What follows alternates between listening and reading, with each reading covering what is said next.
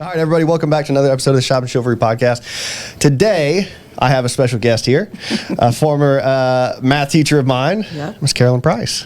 Hello. How have you been? I have been fabulous. Fabulous, okay. Fabulous. Tell me about it. Specifically this year or in life or what? Yeah, I mean, to have a sort of fabulous time in the year of 2020, I think begs some explanation, wouldn't you say? I think I'm an internal optimist. Okay, go on. So, the actual, if you want me to really break it down, it's kind of funny because when we went out in the spring, and it was like, when COVID first started, and it was no one knew anything. Like, we really didn't know anything. And it's like, okay, it was a Friday. I believe it was March 13th. I'm pretty close. It was the 12th or the 13th.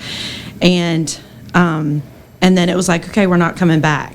And so we didn't exactly know what it looked like, but it was weird. Like, the school district did a really good job of, helping everybody to get technology and stuff at home. Yeah. And it was like, okay, we're going to do Zoom, and we'd never heard of that, or I'd never heard of that, I should say. And then it was, okay, figure out what you're going to do. In my mind, I was like, okay, let's figure out what we're going to do. We didn't want to put too much pressure on the kids because there was already all of this, kind of craziness happening. And it was crazy. Like, that was really, really crazy. And the hardest part to me was like getting to my students. Mm-hmm. And so we do Zoom meetings, and it was, that saying about building an airplane as you're flying. Oh, yeah, that's kind of how it was. Okay, so fast forward that. We got through that. It was okay. I learned that I could be at home all day long, and I was okay with that. I fell in love with my house again. I learned that I didn't mind raking leaves. Even if I couldn't get my kids to do it, I didn't mind doing it, and I have lots of leaves. And then the summer happened, and usually the summer's like the time where you really get your emotional, like your excitement back. Yeah. And so it was just kind of weird how the school year ended. You didn't feel like it really ended because it was just like, okay, and we're done. And then, how does August look? And really, it's like you just don't ever know. So I remember at the beginning of the year, well, right before that, my mom had been, okay, so I'm 46. Okay. I'm about to be 47 very soon. Well, congratulations. And I'm so excited. I'm getting closer and closer to the big 50, which seems so weird because I don't think of myself at that age. But my mom was like... I will say, I did not, like you said 46, I thought there's no way. Like, I seriously thought, so honestly, sweet. Truthfully, I thought like... maybe like low, like 41, 42, okay. I thought. So I'll take it. Yeah, sure. I'll take it. So my mom was on me about, or has been for a while, doing a will. And I've never done a will. And so I got online and I did a will before school started because what if I got COVID and what if I died? I mean, that is really what I was thinking. And not that I was like scared. I was very careful. I didn't really go anywhere. But that thought did cross my mind, and I do have 2 kids. And so we started back, and that, the whole mask thing. I gave the ACT in the summer, and that was the first time I actually had to wear a mask for a while. Mm-hmm. And that was really weird. So then the thought of like, okay, you have to wear a mask all the time. And I mean, I didn't really care. Like, I wore a mask when I went out, but, like wearing it all day is quite different. Yeah. And the psychological part about it. So, I don't know if I was like this when you were in my class, because that was a few years ago. But I feel like I've always been like this. As one of my teaching strategies is to ask questions. I don't really just like to tell you the answer. If you ask a question, I tend to ask a question back. It's the Socratic method. Yeah, sure. And so I feel like when I do that, usually kids know more than what they think they know. 100%. So if you can just like, ask them a little question that maybe it's like thought-provoking to advance the concept. Yes. Or just giving them the wait time and the time to know, okay, I really think you have the answer. I think you can come up with the answer, so try. It's interesting that that's a method of yours, because obviously, like in teachings like like if you're in social studies, when you're pondering history and intention, years prior, to me, that's a very useful tool. But you teach math. You teach math. I do. So it's interesting that that's an approach for you. Well, I think part of it is that. So one of the reasons I went into, I was originally going to be okay. So I was always good in math. I was never really. I mean, school was easy for me relatively. I didn't really have to study except in French. I had to study in French, and so then I was either going to be a psychologist or I was going to be a math teacher.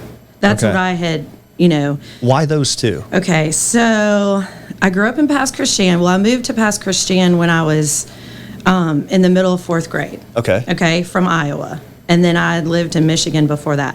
What brought you down to the coast? Okay, so we had a foreign exchange student. My parents were always like into travel, into giving other people experiences, I guess you could say. And so we had an exchange student named Patrick from France. Okay. And he came, and I was probably in like 3rd grade maybe. And so we used to drive. Like, I'm an only child, and my parents would always take me on trips. Like, we would always drive. I mean, we'd fly and go places too, but we drove a lot. And so we took Patrick on a trip from Iowa, and they just picked Mississippi. And we stayed at this little kitchenette in Long Beach. And my parents just fell in love with the coast. And so my dad, I think at the time my dad was not working. He had just finished his MBA, I think. And he had been a stay-at-home dad with me, and my mom worked for NCS, National Computer Systems, which used to be Pearson, or which is now Pearson. And so they just fell in love, and so then they decided they were going to move to Mississippi.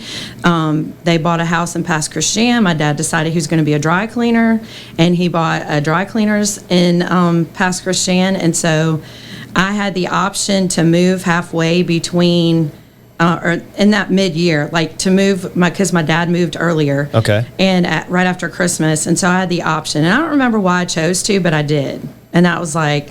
Chose to move down here with him, yeah. And then my mom was coming at the end of, like, in the spring or the summer, I think. And where was Patrick in all this? Okay, so we took him down. That's how we ended up in Mississippi. Patrick came with us, and we basically drove so that we could show him other parts of the United States. Sure. And so that's what happened. Did the French sort of culture around here have anything to do with that, or was it just by happenstance that he was French? And no, I think it was just by happenstance. Okay, gotcha. I think so. There might have been another reason why my parents picked Mississippi to go visit, but I don't remember. I don't know if it was just that we hadn't been down there. I don't know. Yeah. So it is a bizarre place to just decide to vacation from up north. It is. I will say that. It is. But I went to a lot of states. Like we went on lots of different vacations. Okay. We really did. So, but anywho, so then you asked me how I got, why math teacher or why psychologist. Okay. Yeah. So in Pass Christian, I lived, which, it doesn't look anything like it did because of Katrina. Sure. But my house was like a block off the beach, and it was just it's off of Terrace Avenue.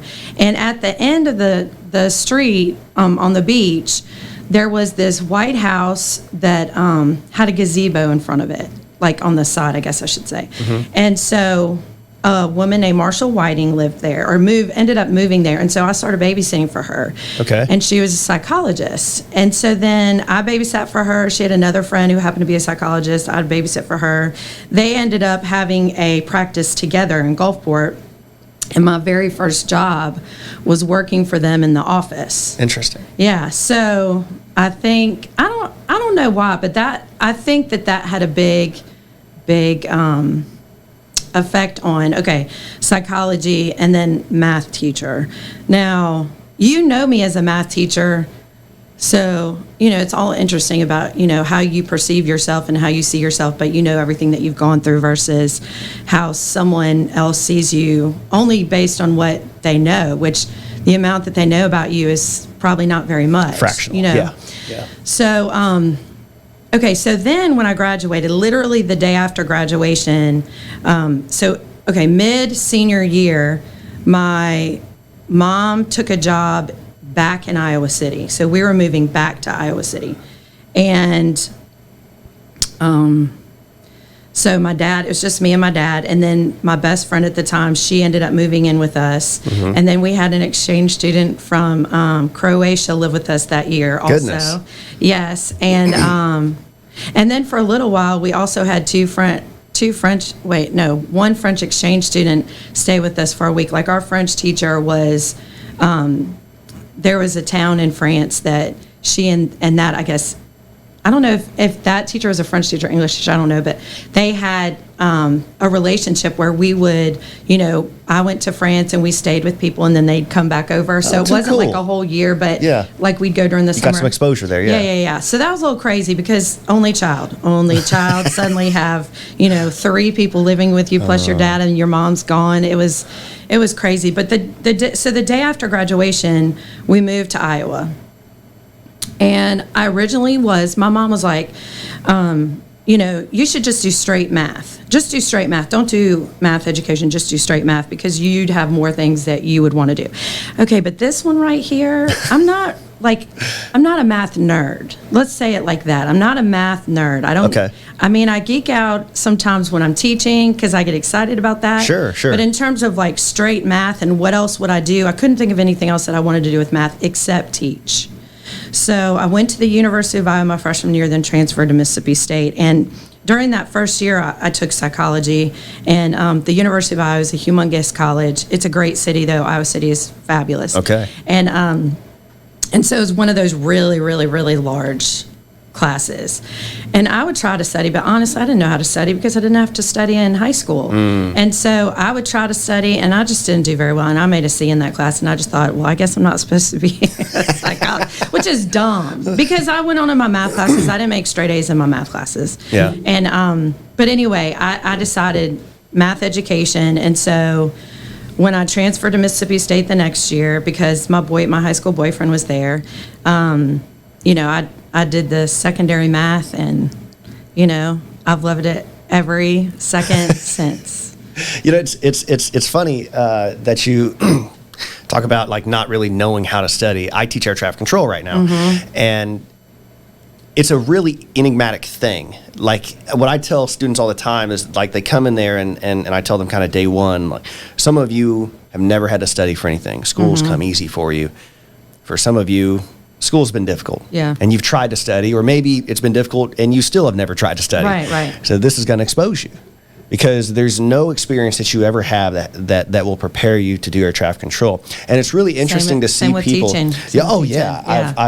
I've no doubt about that. Yeah. But yeah, it's really interesting that you have to kind of transcend yourself a bit. Learn how to study, learn more about yourself. And sort of your own, contextual biases in order to understand how you can absorb information. Yeah. And that's a challenge for a lot of people. And I don't know that there's enough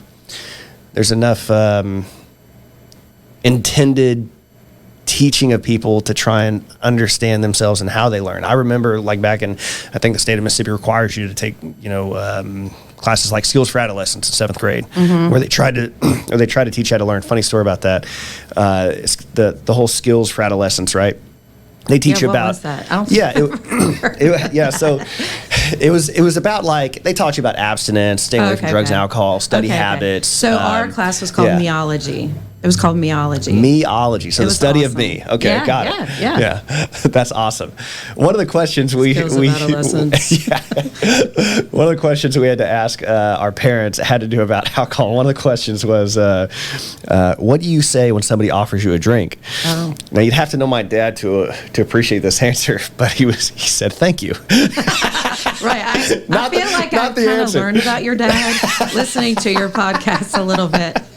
So naturally, now my dad also did say like, gave me like the right answer on top of thank you, but I didn't write that down. Right. And I was so eager to get into class, raise my hand and say, I know the answer to that question. Thank you. Said it proud. The teacher just kind of looked at me, wasn't real thrilled about it. My dad got a call the next day. Really? Yeah. Oh, Lord. Yeah. That's funny. So let's go back to like the beginning of COVID. So Okay. you were talking about Zoom. Okay. Working in the government and dealing with this sort of every year you get this 18 to 24-year-old demographic that comes in the military and you have to train them and whatnot, and of course you got a lot of the old heads that blame everything on this millennial generation, can't teach them anything, they're not structured. But what we overlook is that they're the most technologically advanced generation of humans ever. Yeah. You can give them technology and intuitively they know how to operate it. And so Yeah. my question is with Zoom and doing Zoom, who is more disadvantaged in that? Me. Because a lot of the noise was coming from parents, Yeah. and then I heard from teachers, and I found it interesting. Of course, the kids have no real platform, Right. But I was always curious, like, how did they handle it? Because I think the So- kids might have outsmarted the teachers in some way. Let's say this. Okay, so in the spring, completely different than how it's been in the fall. Okay, and I definitely want to talk about this fall. But in the spring, I think it was just... It's a frontier. I think, okay, so the feedback that I've gotten from my students from the spring, it's just like, I didn't learn much. We had there was a platform that most of the schools used, and I didn't use it because they didn't have my curriculum on it, so I used something else. But and so it's like, every teacher kind of did what worked best for them, or what they figured out worked best for them, and it was mostly like we were all just trying to get through that time. Sure. For them, I think the hardest part for the kids, I think if they really wanted to learn, I think, they learned. I mean, they learned. They just didn't learn what they would have learned. If they had to watch a video or something, they don't like that. I mean, they'll watch videos for hours on their phone, but it's different when you learn. And there are some kids that, they'll do research on YouTube or whatever if there's something that they don't understand. But that's not most kids. Math just seems like such an intimate thing, though. Oh gosh. So, okay. This was the hardest part. So we go to school, right? Okay. So I have kids that are, okay. So there were the foundational classes. Okay. I'm going to say foundational classes like Algebra 1, Geometry, Algebra 2. Okay. Let's say those, and I'm just going to talk about the math. All right. So those I would call foundational classes. Like, they are the foundation of every other math class that you're going to take. Algebra 1 kind of being the most important, though a lot of Algebra 1 has kind of been siphoned down even, lower. So like the Algebra 1 you took is different than what it looks like now. A lot different. And, so, those classes, what was that? I totally lost my train of thought there. It happens sometimes. We were talking about how math can be kind of an intimate thing. Oh, yeah. Okay. So those kids, you don't, you might have some kids that are really good at math. Okay. And so, and those kids are probably going to do fine no matter what. Sure. It's the other kids, and you want to connect with them. So it's like within those first 2 weeks of school. So I'm teaching upper level math now. So I mostly have kids who want to learn, who are, not that they're not all perfect or anything, but for the most part, it's pretty. There's different strengths for different kids. I mean, I think that's the objective way to look at it. Yeah, you still have kids that, may not be the best at math, but they push themselves. And most kids are better at math than what they say. Sure. Like, they'll just be like, well, I'm not very good at math. And it's like, okay, then why would you take an honors? Because what I teach is basically an honors math. Why would you take that if you really thought you were that bad? But I think for those foundational classes, there's something else I wanted to say, but I can't remember now. So I'll have to come back to that. It'll probably spark. But so let me say this. So for the first 2 weeks of school, the whole district is like, okay, what are we doing? Okay. So they have an idea. And then in your classes, you've got the virtual. Okay, this is what I was going to say. Okay. I knew I would. You're good. Okay, so for those foundational classes, and in the other disciplines too, they had like pure virtual classes. So like one of our math teachers had an algebra one that was virtual. So students who are completely virtual, they tried to put in those, complete virtual classes. Okay, so I didn't have any of those. I had virtual kids like every block. Okay. So, and this is going to tie back into that technology question that you asked. So I would. Now it's like not a big deal. At the time, it's kind of a big deal. So I'm trying to teach to my students in class, and I'm trying to teach to my students in Zoom. Okay. And so you're doing these simultaneously? Yes. Interesting. Yes. And so at first, we had a little camera, right? We had a little camera. And the camera it was flipped. Well, if I have a camera on me on the board and I'm doing math problems, that's not going to work. Yeah, it's backwards. Right? Oh, that's funny. And so, I could have put my laptop there, but that just didn't work. I mean, that just didn't work out. So I just bought a camera with my own money, hoping that it would be better than what I had. Now, they ordered some other cameras and stuff, but I just, it's like you don't even know what you need until you're in there doing it, know? And that's a technology oversight that if you don't have somebody that kind of knows that stuff, like they would never know. You know what I mean? Right. So. And we have a great technology department. I think it's just a matter of the scale of everything. Sure. And then the scale and the pace at which to scale. Yes. And every teacher's different, for what they want. And so, I would talk to my kids on Zoom and I'd be like, okay, can you hear me? And then there's a point there wasn't, so I bought a little earpiece thing. So just imagine, I'm wearing my mask. I wear contacts, but last year I got bifocals.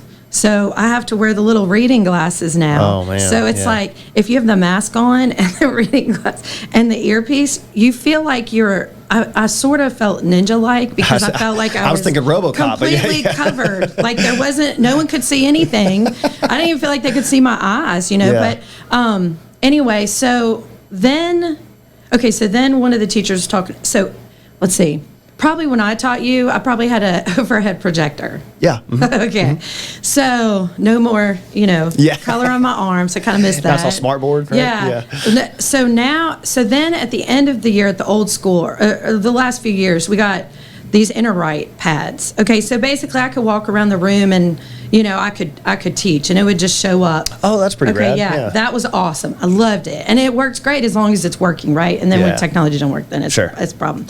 Okay, so then when we opened up the new school, we got some other one and I could never just get it to work right for me. And so I was just like, there's just too much stuff going on. So I would write on the board, right? So that's what I was doing, but I always felt like when I was teaching, I was in the way for my Zoom kids, And then I just didn't know how well they could see. So one of my colleagues bought another pad, okay? Mm-hmm. And it's basically the same thing as that InterWrite pad, except it works much better.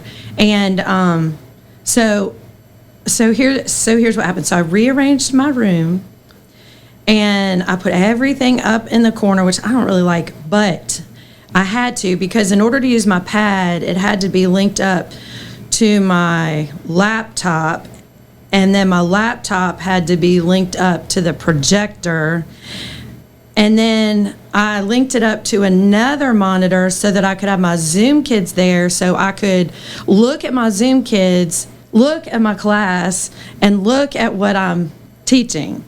So it was quite complicated. I was about to say, it sounds like a really sophisticated setup. And I'm pretty sure that when I go to the eye doctor in January or early February, I'm going to have to get, I think my eyes have changed because, I want to see those kids' faces. And I don't have a screen big enough. Okay, so once I got that pad and I was able to share it on Zoom, then the kids at home, it was so much better because they could see it. And I'd also have my camera on my face too. So it's like I'd share my screen, which would, be the teaching screen, but then they could look at my face too because, oh my God, I just think it's boring just to hear a voice. Yeah. And not that they can see, they could see this much of me. My eyes are pretty expressive, So just imagine that. So then I'm like, okay, so I had 3 monitors, 1 mouse. And so I would lose my mouse. Like, I'd be like, okay, I'm trying to get it here, but where did it go? And so all the time it's like, where's my mouse? Where's my mouse? And then I was like, I can teach you how to fix that, actually. No. Because I had a student that was like, Miss Price, you can fix, I know how to do that. I'm like, you can make it bigger? He's like, yeah. So he did that for me. Anytime, this goes back to the technology. Oh, yeah, right. Anytime I had it, and see, I'm very much, if there's a problem, I vent about it. Like, I will talk about it. I'll say, okay, you guys, what is going on here? You know, and sometimes they probably think I'm crazy, but, you know, there's always a student in every single class. I had one student who happened to graduate in December, okay? And he was not very vocal at all about anything, but if I had a technology issue, he was like, he'd pull out his phone, Google it real quick. Okay, Miss Price, this is how you fix it. And I mean, and that was so nice, because I think my mind was so overloaded, not even just like, you know, with the teaching. I mean, I couldn't even imagine if I was teaching something new. Sure. Because this pretty much, like, what I'm teaching is, you know, I don't need a script for it. Mm-hmm. I know what I'm going to say, or I have an idea of it. I know what kinds of questions I need to ask. So it was just all about, okay, trying to stay calm, not losing my marbles. That was another saying. You know, at the beginning of the semester, I was like, okay, you guys, the word for this semester is flexibility. And when I lost my marbles, and so what that means basically is, like, I just overreact to things. There was one weekend I sent out like 3 or 4 apology emails and just said, I'm really sorry. I just, you know, and then I joked with them about giving them all some marbles so that they could just go, here, Miss Price. when they wouldn't have to say anything to me, you know, like, calm down. You've lost these. Yeah, here you go. And so I told him, I said, okay. And then I had one kid go, or we could. And I'm like, okay, yeah, I'm not giving you a marble. But he was joking, of course. So anytime I had a technology problem, they could pretty much help me. Okay. And they were willing to help. And, you know, the kids, so just imagine this, though. All right, you're trying to teach the kids in your class, but then you're also trying to make those kids at home feel important, because those are separate problems. Oh, yeah, but in my opinion, they are. But you have to, like, do all of it all at the same time. Mm-hmm. And so the other thing was, I would also have kids go out in quarantine. So it's like, okay, so like the 3rd week of school, I got COVID. Did you? Yes. What was that like for you? So here's what happened. So I went to school, it was a Tuesday, and I felt okay. I went home and I kind of felt like bleh. And I've been walking a lot. So, you know, I just took some ibuprofen, I went on my walk, and I was fine. And then that night I felt worse. So I'm like, oh, I better call a sub. Well, there wasn't anything. It was like, you know, maybe I had a cold or something. And so I didn't know if I had a fever because I couldn't find a thermometer. Sure. And so then I decided, okay, the next day, if I still feel bad, I'll go to the doctor, and the doctor will, you know, tell me what I need to do. Go to the doctor. I tell him, you know, my side of it, which was nothing. I mean, it was like all normal stuff to me. Well, do you mind if we test you for, you know, I don't remember what they said, for COVID or whatever. And I was like, well, yeah, that's why I, you know, came to the doctor, you know. Sure. And so they did it. It wasn't, I don't know, maybe the woman who did it was really nice, or she just knew how to do it. It wasn't that bad to me. It was more like, you know, if you go swimming, you get chlorine up your nose. That's kind of what it reminded me of. Mm-hmm. And so then I think that actually the Wednesday, I think, is when I felt the worst. I didn't take anything, so that when I went to the doctor, I did have a fever. And then, you know, they said, you'd probably hear in, you know, like 2 or 3 days. And I'm like, okay. So then on Friday, a phone number calls, and I don't know the phone number. So if I don't know the phone number, I usually don't answer it. Sure.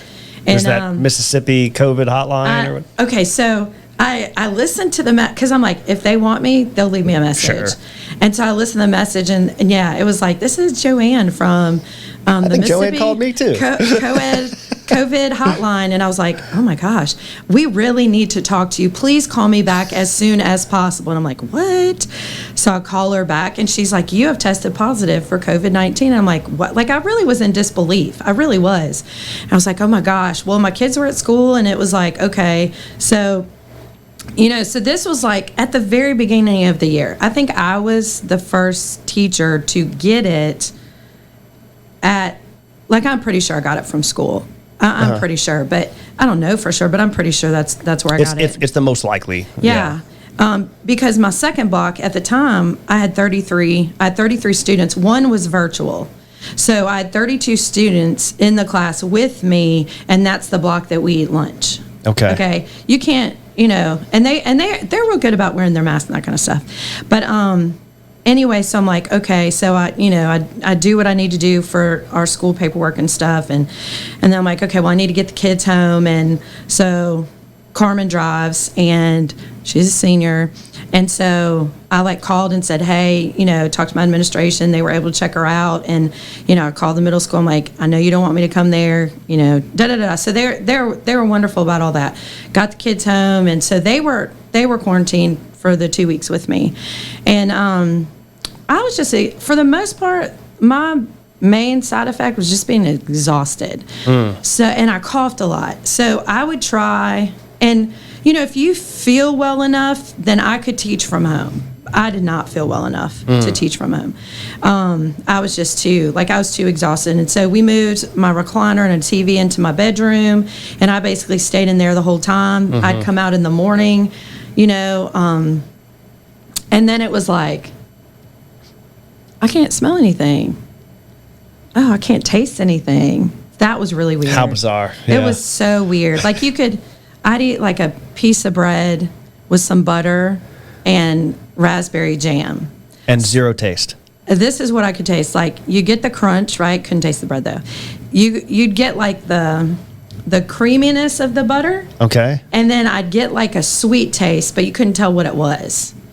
And so that was like my favorite thing to eat, because I sort of felt like I was tasting things even when I wasn't. So, the cool thing though is that it's kind of amazing how people, I think this overwhelmed me the most. Like, of course I have friends who did some things for me. Like, I had a friend go to the grocery store for me. And then some friends that I've had for a while, they brought me dinner and stuff, which was really great. But I had a friend, when I tried to get married again, this is how I met her. And I've always loved her, and we're friends on Facebook, and that's about it. And she lives in Diamond Head, and she drove all the way from Diamond Head to bring me dinner. She brought me some flour.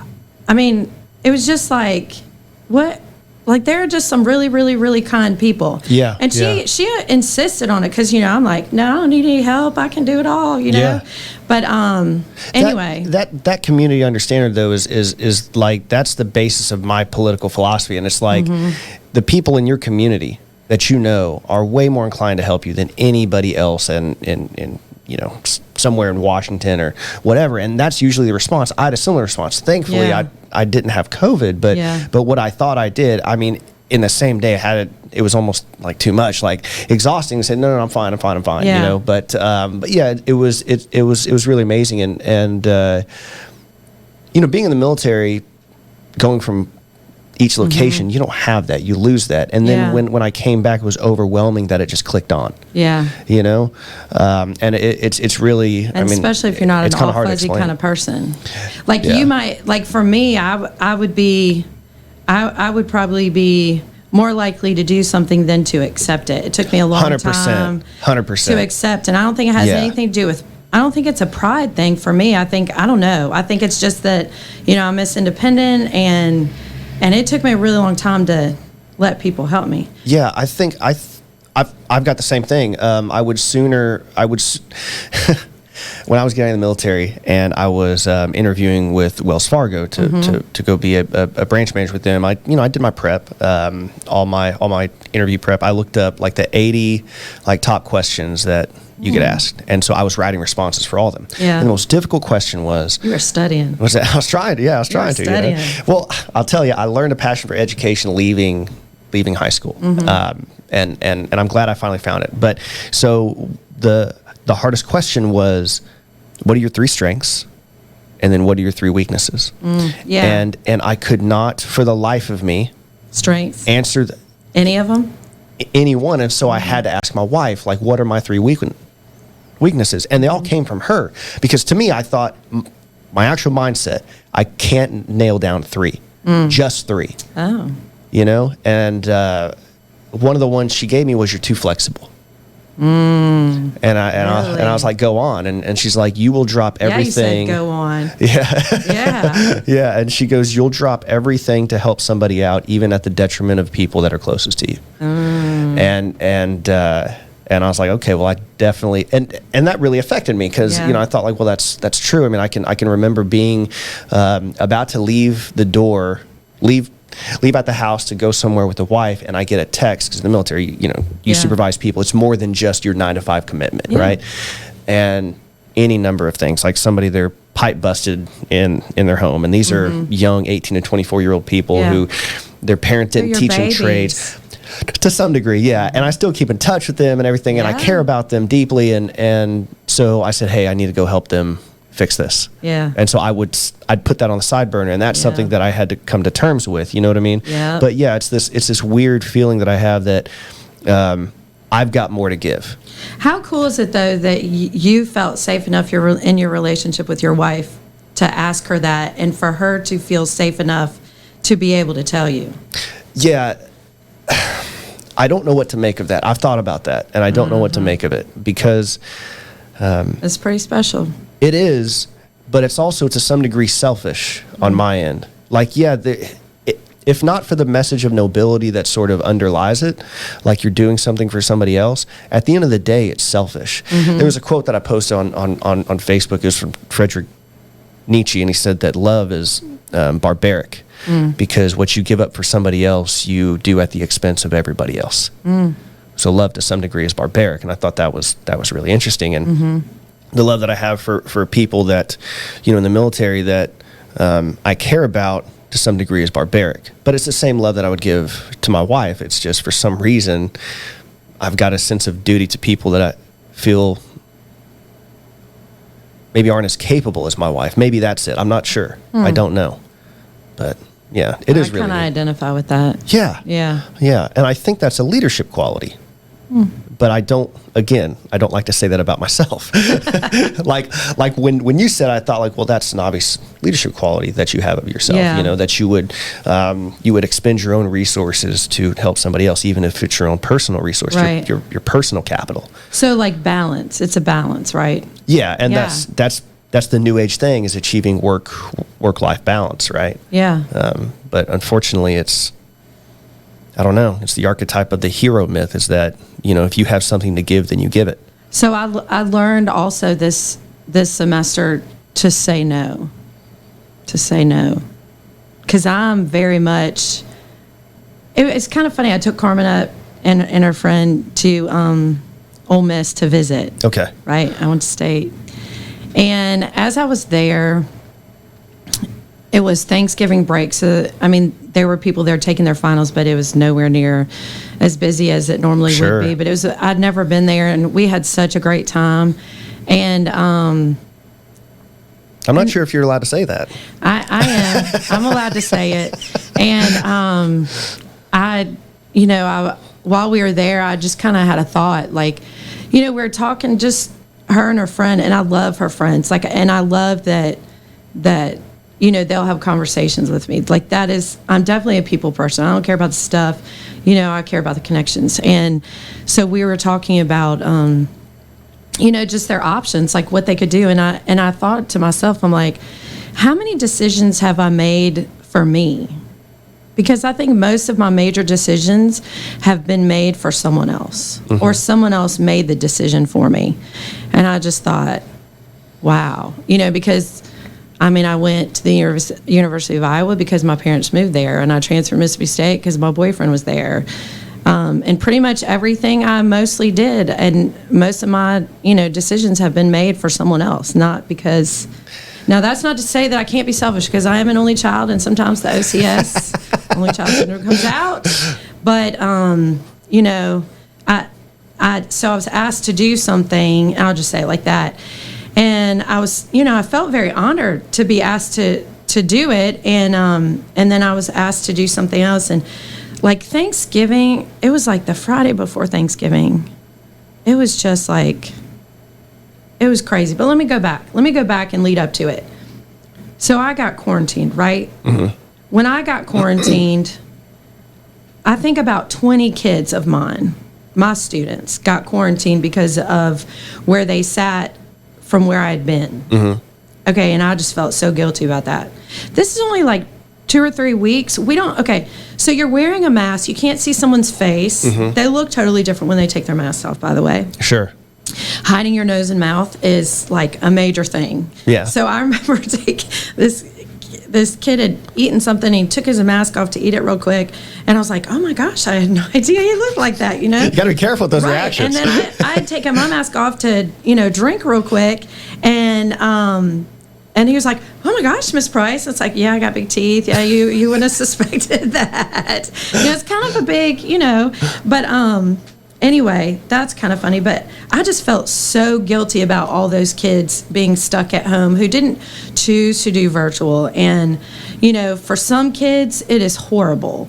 Other kids, it's like my students pretty much, they log on. Like they would log on to Zoom, but I would ask them, like I was trying to be in constant communication with them because, you want them to participate, like the kids in class. Well, the kids in class, it's even harder to get them to participate because of the mask. And so when we were talking about, I like to ask questions. Well, It's very difficult to ask the class questions. And then there's crickets. There's a full range of emotion that you can read from somebody's face. And that's what I run into. When I'm talking about air traffic control things, I've got to really pay attention because I don't get the blank stare. And that's what I'm looking for. I'm looking for the blank stare. Okay, I need to expand on this. Yes. And you can't read them, and they won't say anything. And I think part of it is because of those masks. So I had to work really hard because first of all, you're in a class of your peers. That is totally my place. I don't feel nervous about that at all. Sure. Not at all. Put me in front of, a group of my peers, and that's a lot different than in front of my students. Yeah. And so it's like you have to have those kids trust you for them to be willing to make a mistake. And so that's, we talk about that. I'm like, okay, you guys have to risk being wrong. Think of all the cures that they've made. How did that happen? Because people tried something and it was wrong over and over and over, and they didn't give up, or someone else continued on. But it's like you have to risk being wrong and to be right. Oh yeah, for sure. But you have to get the kids to trust you. Like the kids have to trust you to risk doing that, and they have to trust, like, what is the classroom environment like, And so I a few years ago, I try to come up with something because math, it's usually the major subject that kids don't like, and no one's ever good at it. And so, sometimes if you're just a little, weird maybe, or quirky, eccentric, then, the kids will at least if they like you, then at least a lot of times they'll try harder because they like you. They may not like the topic, but they like you. And, so, I said, okay, here's what's going to happen if you get an answer wrong. The disco ball is going to drop out of the ceiling, and dancing hippos are going to come through the door wearing tutus. Okay. And so it's like, I'm like, wouldn't that really be cool if you got something wrong and that's really what happened? Wouldn't that be so cool? Just basically to say nothing's going to happen if you get a question wrong, But it was so hard. It was so hard to connect because you're not supposed to connect. Like you're supposed to connect, but you're not supposed to connect. Like physically, you're supposed to stay away. You're supposed to wear the mask. They can't even see you smile. You know, I mean, I think my eyes can be very expressive, but it's not the same. And my voice is, I'm pretty good with that. They can always hear me. But so the whole quarantine thing, I felt so horrible that all those kids were affected. I came back. And then like 2 days later, so I had a kid come back in my class. 2 days later, he got quarantined again. And it was like, oh my gosh. And I was just like, what, a second time? Well, my daughter ended up getting quarantined 3 times. Wow. Once because of me, once because of her best friend, and then, but who she has classes with. And then at the very last week, that Monday evening, she got quarantined. And it was like, and this like 6 weeks of quarantine. Yeah, wow. 5, because luckily it was, just one, the 4 days left of school. But it was like, she was devastated, but I'm like, you're going to be okay. I said, this is why we're going to do the hybrid thing. But, so that was difficult. At one point I had like 44 kids on Zoom and I should have had 15. And that wasn't even because of me. That was like later on. So it's like if you have one student in your class maybe that tests positive, especially in my classes were pretty big. Is this like 44 people on Zoom or 44 people in that hybrid setting? Over the day. I see. Okay. Over the day. Tracking. But it is really difficult to see people's faces on a monitor that is not right in front of you, and there are 16 to 18 kids on it. And so it's hard enough to get the kids in class to talk to you. It's even harder to get the ones on the screen. So, I mean, I'd be trying like, good morning, Brian. How are you? Hey, and I do think it's a bit of a performance. Yeah. Kind of. Yeah. And I think they did appreciate it. And, like I had this one kid who always he always had a different hoodie on, and I'd just say like, okay, what do you have, what's on your hoodie today, or that kind of thing. And so I think to me, the hardest part about the virtual thing is getting to them. Like I can't get to them. I'm talking through a screen. You can't just have like a little, a personal conversation with them or whatever. They don't, there's something about that screen and I just can't imagine sitting all day in front of a screen like that. That would be difficult. But you're not geared for that. You're geared for the human interaction. Right. You know what I mean? Like Right. you're geared for the 3-dimensional like this. This is what you're designed to do. Yes. And it is all about, for me, teaching is all about connections. Like it is all about connections. I would hope that's like the fundamental aspect of every teacher. Like I've got to create a conduit from which I can transfer information to you. Right. But that isn't everybody, because that's not everybody's personality. Sure. For some people, teaching might be like a backup plan. Yeah. And never a passion. Right. Yeah. It is for sure my passion. Like it is for sure. Oh, absolutely. Well, I can hear you talk about it, and I happen to have experienced it. Right. Well, though, I've thought about when I first started, so I was at Mississippi State, I did my student teaching in Louisville, Mississippi, and the lady that I did my student teaching under, she'd been teaching for like 32 years. And I was just, before I met her, I was like, oh my gosh, what is this going to be? 32 years, she's got to be tired. What's this going to be like? And she was amazing. She was so amazing. I loved her. Like, I loved her. And one thing that I learned from her, so just imagine, you've been teaching for 32 years. That's a long time. And you're teaching teenagers the whole time. And, I can remember a kid kind of being ugly to her. And we had a conversation about it later on, and she's like, well, she said, sometimes you have to think about, okay, what did you do? Did you do anything that maybe, not...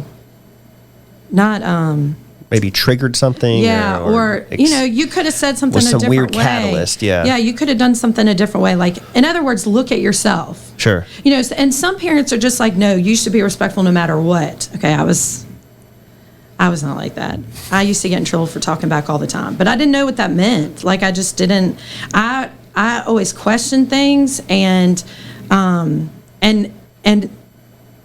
can remember in Iowa City when I was in elementary school, I got in trouble for, I can't remember what she called it though. She didn't call it talking back. When I moved to Mississippi though, it was called talking back. And I really didn't understand, I didn't understand why I couldn't question things like why? That was like my favorite question was why?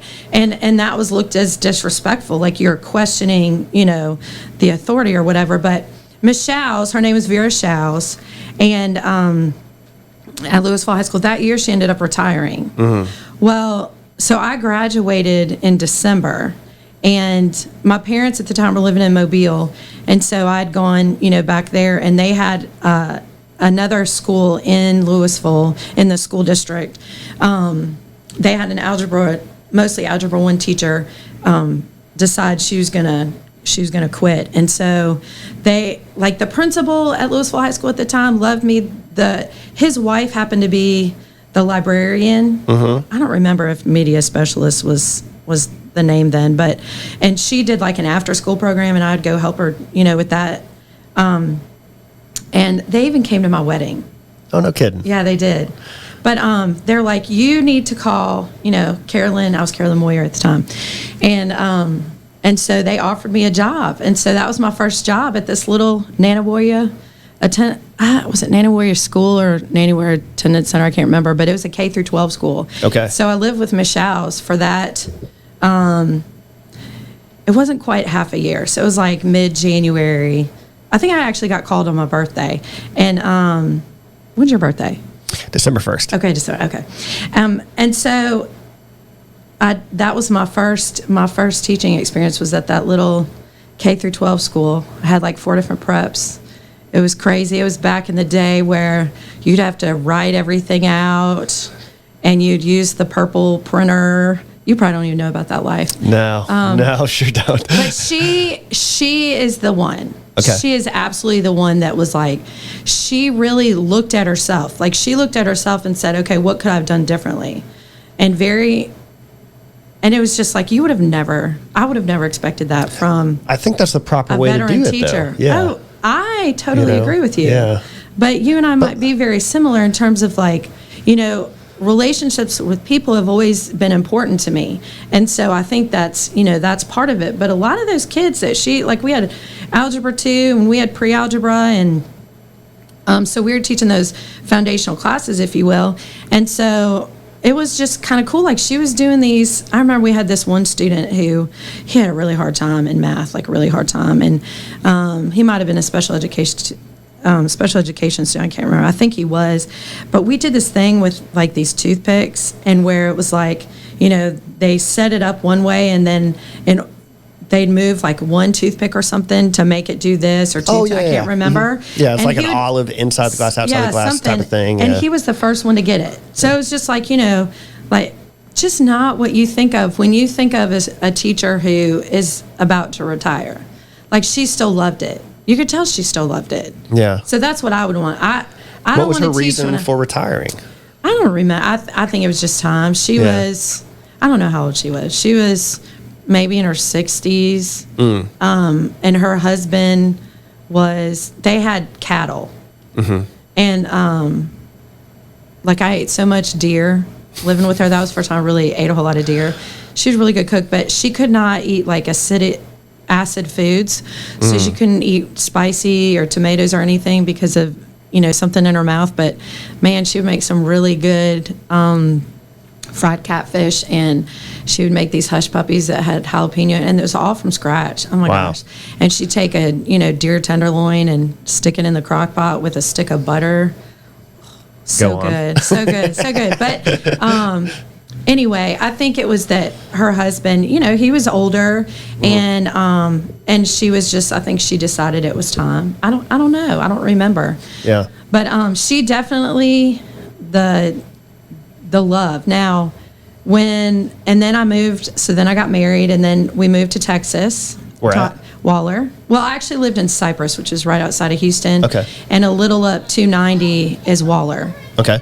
And Waller High School, it was like the end of the summer. I just got my last paycheck, and I'm like, okay, I really need to get a job here. Sure. And so I looked around. I think my husband, I can't remember if once we moved there, he ended up going to somewhere like Korea or Spain or something for his job. So he was gone for a while. I can't remember if that was during the time, but it doesn't matter. So I walked into Waller to the central office, and they're like, you know what, the principal would really like to go ahead and talk to you right now. Is that okay? I'm like, yeah, sure. I go in there, I talk to him, and he's like, we'd like to hire you. And I'm like, okay. And I loved it there. He was such a fabulous principal. Tradowski was his name. He was just fabulous. And I made, and those kids were different. There's a lot of Hispanic students, and it was out in the country, and it was cool. And then we moved back to Mississippi, and then I started teaching at Ocean Springs. But, the years of like I know I'm not perfect. It took me a little while to figure that out, to figure it out, to become a little more humble, to, be able to apologize when you need to. An apology goes a long way. Yeah. When you are willing to, admit that you made a mistake and apologize for it, it really does go a long way. Well, I wrote an article on LinkedIn where it was called apologizing even when you know you're in the right. Yeah. And it might even, it may not actually, the value may not be in what's true or correct. Right. The value may be in the unintended consequence of you exploring that truth at the expense of another individual. And you're putting the truth above the value of the relationship of that individual. Yep. So oftentimes the truth is actually irrelevant. It's actually, do you value the relationship of the individual? Which is Right. to say, like, you know, maybe an apology is, I'm not necessarily sorry for that because I believe that to be true, but Yeah. I'm definitely sorry at the way that I delivered it or that I felt that I needed to Yes. because it obviously upset you. And my Right. goal was the truth, not to, you know, Yeah. make you feel terrible. Yeah. You know, I think Yeah. people lose sight of that because they think it's like, well, I don't need to apologize because it's right. Right. It's correct. Yeah, but that's not the only thing at stake right here. Yep. You know? Yeah, that's true. And I can remember there was one tough year, and it was around April Fool's, and I can't exactly remember, something with a stapler, and, you know, I had a bunch of twerps in my class, and they did something, and Did they put it in Jell-O? no, but they just did something, and I just got really, I got really mad or whatever, and another student, I don't remember what I said, but it's like you know, things that you say could be twisted, and it's all about how you say it. So you could take the same words, but how your voice is when you say it, Oh, yeah. you know, is different than, like, you can retell the story and then it sounds. And I remember That's a problem with text messages. Yeah, yeah. I mean, I'd so much rather talk to someone in person. Yeah. So I can remember a parent writing a letter to my principal, and the principal calling me down there, and I was like, oh my gosh, this is so not. The words were right, but the you know, how it was said and that kind of thing was not. Yeah. And so I'm like, do I need to call him? He's like, no. And I told him what happened, and, you know, he took care of it for me. But I will tell you another thing. When I was teaching at Waller, so the first year we were at the old high school, and then they had built a new one, so we moved into the new one. And I did love those kids. Like, I mean, I always love them. I don't know what it is, but I do. Yeah. And there was a cheerleader that committed suicide. And that was like the most horrible thing. I didn't teach her. The next year, I basically taught the class that she would have been in. So I had all her friends. And I remember, you know, we got called into school early that morning, and they told us, and I was like, oh my gosh, you know, and so I remember going in to school, you know, going into my class, and just like I was 25 maybe, and I can remember a student, his name's Lee. Lee was like, what happened? And I was like, oh, you didn't hear? And he said, no. And I told him. And I carried guilt for how I told him for like so many years. And then we became friends on Facebook. And I sent him a message, and I was like, I'm so sorry for da-da-da. He's like, what are you talking about? So it's like I had been beating myself up over all these years about how I said it. And, you know, I don't know why I felt so bad about that. But he was like, Miss Price, it was fine. You didn't do anything wrong. But the next year when, you know, all her friends were in there, it was, you know, as they say, teenagers are resilient, which they are, but they deal with a lot of stuff too. And sometimes things don't, you know, as we know as adults, things don't just clear up. You know, they come, you know, they kind of come back and they question things, and they're like, could I have done something? And that was a really weird year. It was just to see like how those kids, you know, that like there'd be a kid who would just act differently, and you're like, what's going on? And it would be tied to, you know, the feelings of the loss, you know, of their friend, and feeling like they could do something. I think also it's I think it's really tragic when somebody, well, a kid dies, period, especially by something self-inflicted like suicide. And one, I think it forces other kids to, for likely the first time, to contemplate their own mortality. Yeah. You know, and I like to tell people, and this is hyperbolic in nature, but, you know, I used to go swimming in the bayous out here all the time. You know, Yeah. we'd swim across, the bayou from Fort Bayou. We'd go get in fights with the St. Martin kids. You know, there was a rope swing out there, all that stuff. There's gators in there. There's all sorts of reasons you should not be in that water. Right. Now I would never do that. Right. But it's just like you live in this world of innocence Bubble. where, True. exactly. And then something like If that you're lucky. happens. If you're Exactly. lucky. And for the kids, it's like, well, they're confronting their own mortality. For the adults, it's like, you understand the innocence of the individual, and they didn't fully understand the dangers of the world, and they succumb to not the dangers of the world, but to their own inner conflict, and that's tragic. Yeah. And I think, sometimes kids just want to be seen. And I think a lot of times they're not seen. They don't feel seen. They don't feel heard. And so that's the other thing. You have the quiet kids, I shouldn't say little, the quiet kids in your class that don't really say anything. I tend to be kind of drawn to them to just be like, I see you, even if I don't say that, but just hopefully knowing, because you never know. And then the other thing too is, like I had this kid, same place. He got in trouble a lot. Like, maybe he would have been wearing an ankle monitor if they had those then, I don't know. But he didn't come to school a whole lot. But I would still try to reach him, and the kids would be like, Miss Bryce, don't bother. But I'm like, what? How can you not bother? Or I had another student who, he wanted to be an electrical engineer. He was a football player. He'd always have a quarter. He'd put the quarter in his ear. Set it right there. And so sometimes, I'd slip him a quarter for game day, and he struggled in math.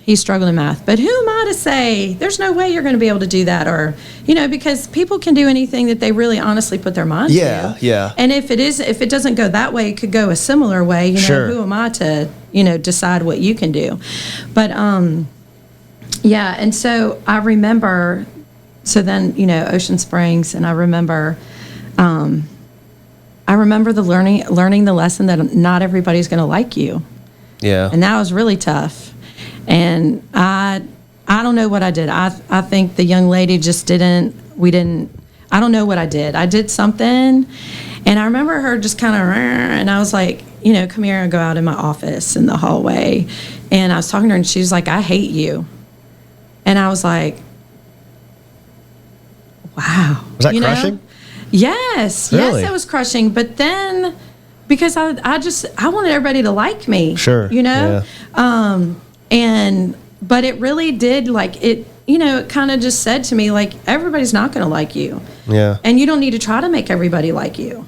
Well, and not everybody's supposed to like you. Yeah, that's what I would get to, is because if everybody likes you, then you have no uniqueness about you. Maybe so.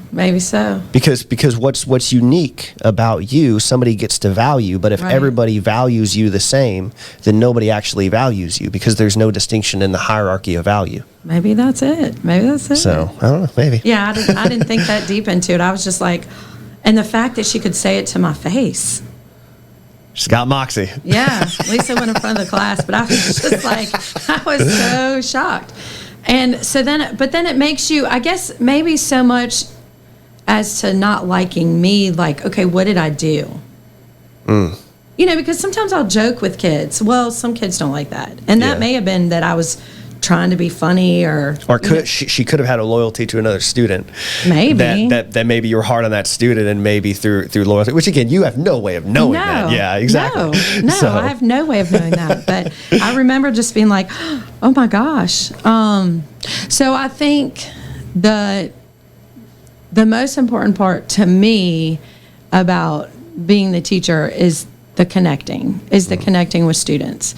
And I wish my memory was so much better than it is, because I've had some pretty amazing moments with lots of kids, and kids will teach you things. Like, you always learn things. Yeah. And they make you a better person, even if they're not. Make you a better teacher. Yeah. And that was the other thing, I was telling them, and especially this semester, because it was really crazy, and trying to figure things out, and, trying to figure out how you're going to test online, and, how are you? And We'll just say that. And, like, okay, suddenly overnight, 15 of your students have been quarantined.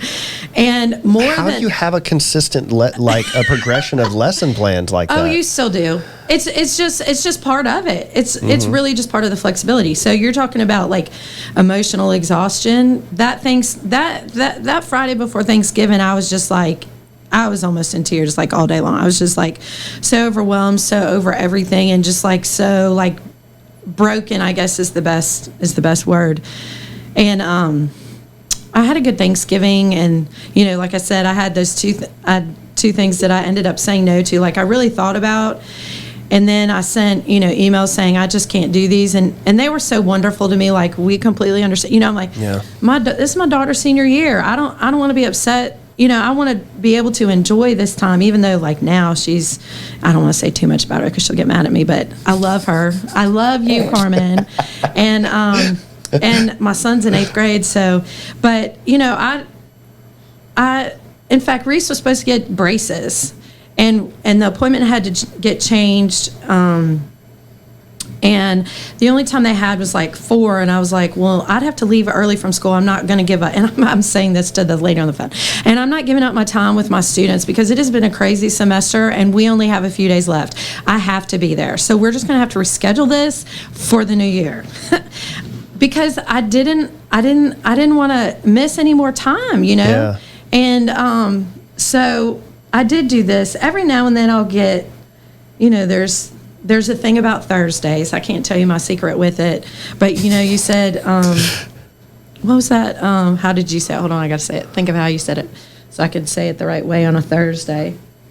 You said hyperbolic, right? Yeah. So on Thursday, be hyperbolic. Okay. And there's something about Thursday, and my kids are like, well, why, Miss Price? I'm like, I can't tell you right now. So like when we get into the conic sections, whoop whoop. Parabolas and that's the word that I knew at one point. and so it would be parabola and hyperbola. I got you. And I'd have like one. Wait, hold on. This has to do with arcs, right? Yeah. Yeah. Like I'm thinking about the like the arcs that planes fly whenever they're trying to simulate zero gravity. And then you might be talking about like sinusoidal waves. That's right. Yes. That's right. Mm-hmm. So, and I'd have this one kid in my second block class who sat up front, and he'd just be like, when I do it. But and then there's, instead of Pythagorean on Thursdays, it's Pythagorean. It would drive them crazy, and they just and they correct me. And in years past, Thursday would also be Miss Cost. They wouldn't call me Miss Price; they'd call me Miss Cost.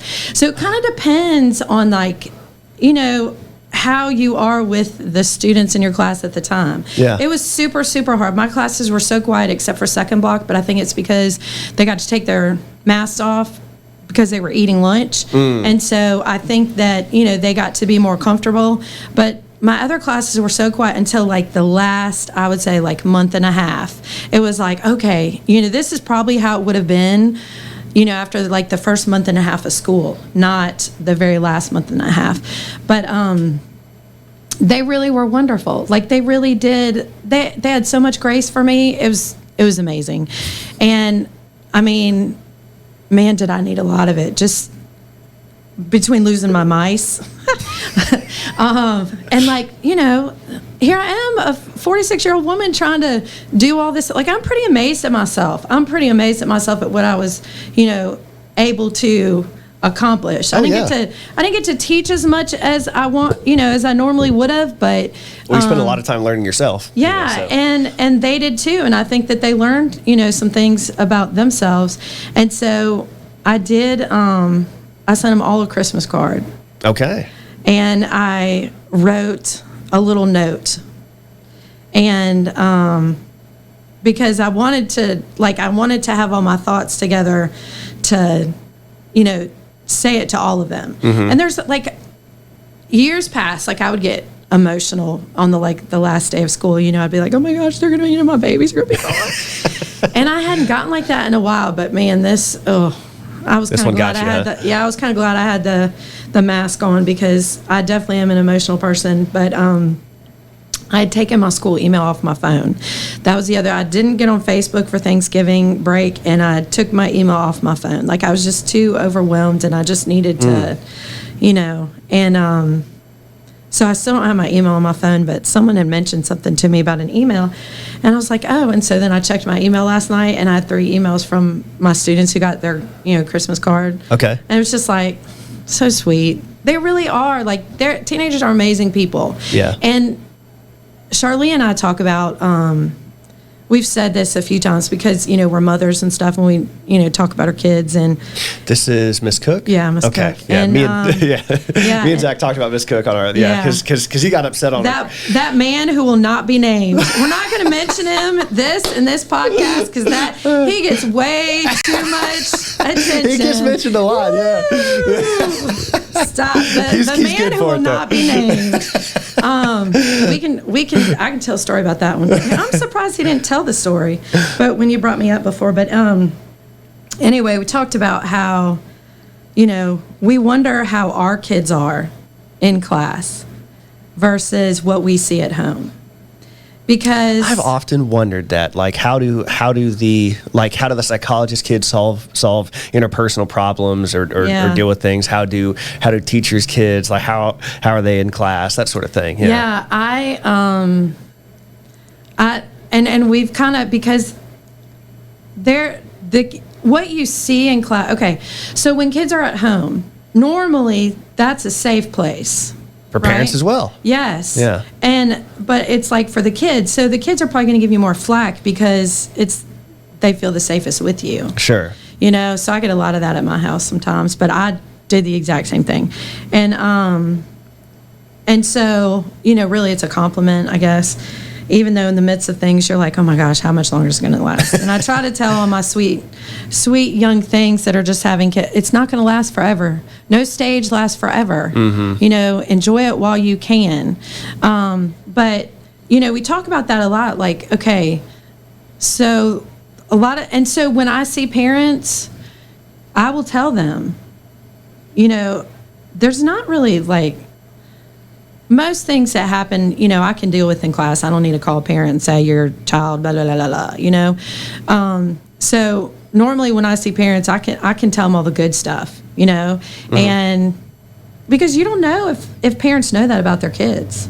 You don't know how much time they spend. You don't know what they get to see. You don't know what the kids choose to show them. Yeah. And I mean, you've got some gentlemen out there. You've got ones where it's sweet. Like I sort of feel, kind of protect. Like I remember when I was pregnant with, I don't know if it was Carmen or Reese, and I can remember having to stand up on a chair to do something, and I had a student who would be like, "No, Miss Price," and I always felt like he was kind of taking care of me.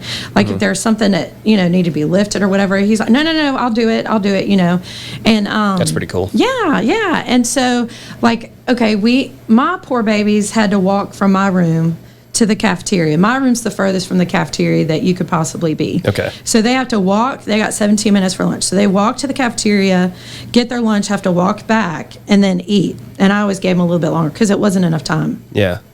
And so they would bring trash bags back.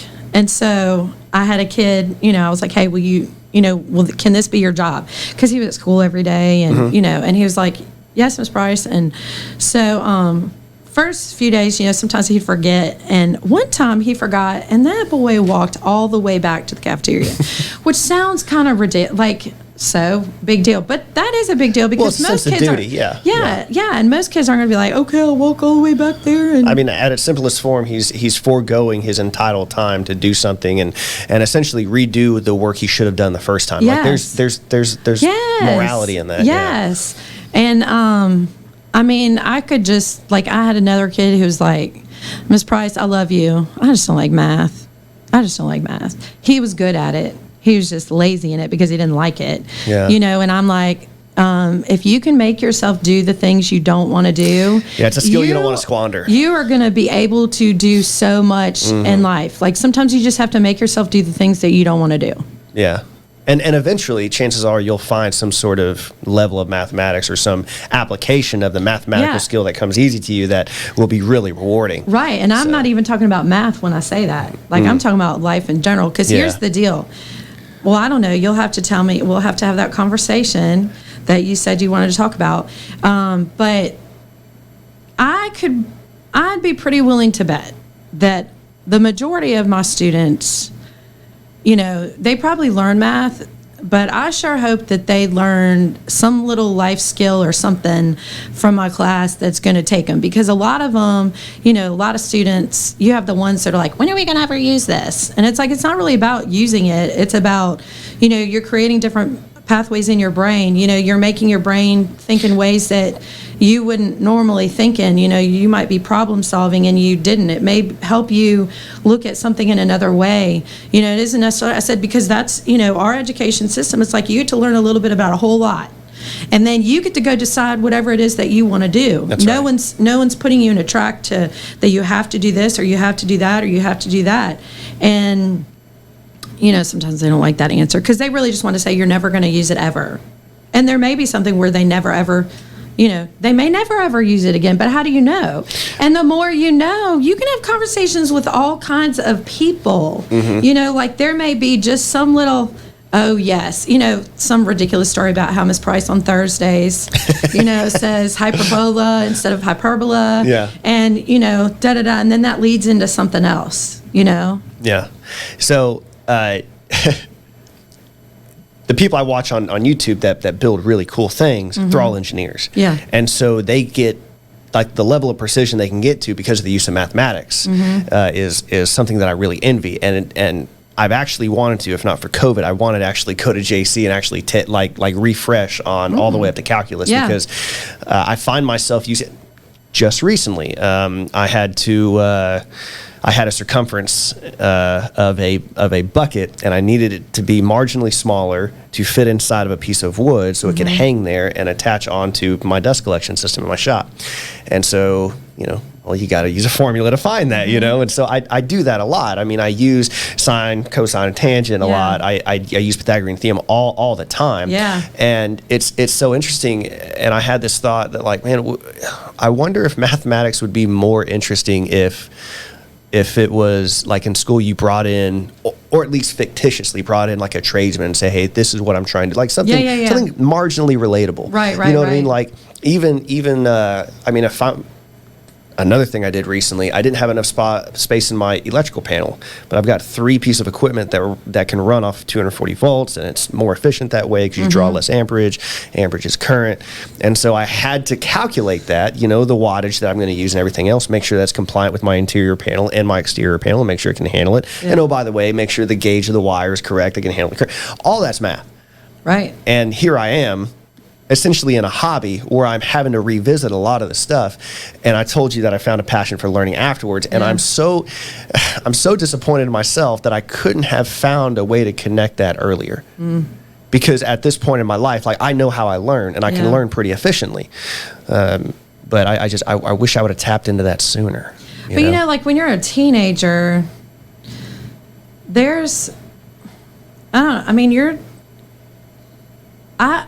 I think that there's just so much learning about yourself.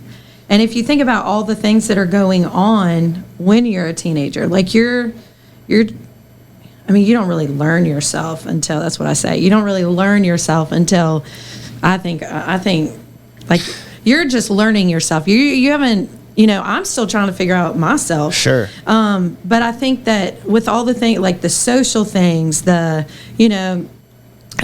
not joke with, but my son, he's like, well, can I get this? And, on his phone or whatever, even when he got his phone and stuff. And we talked about the dangers of everything. And I'm like, teenagers are, now I'm not going to think of the word. Like, you just do things. What's impulsive. The word? Yes, I said you're impulsive. That's a natural side effect of a teenager. You're impulsive, and you don't think about things or the consequences of things. And there's always going to be a consequence. There could be a good consequence or a bad consequence. Especially social media, because it triggers the dopaminergic response in your brain. So it's also highly addictive. Right. He thinks I'm a helicopter parent. Like when he is, when I tell him no, he'll play the helicopter sound. And I just laugh and I'm like, dude, you have no idea. I'm You think I'm a helicopter parent because I have rules for you?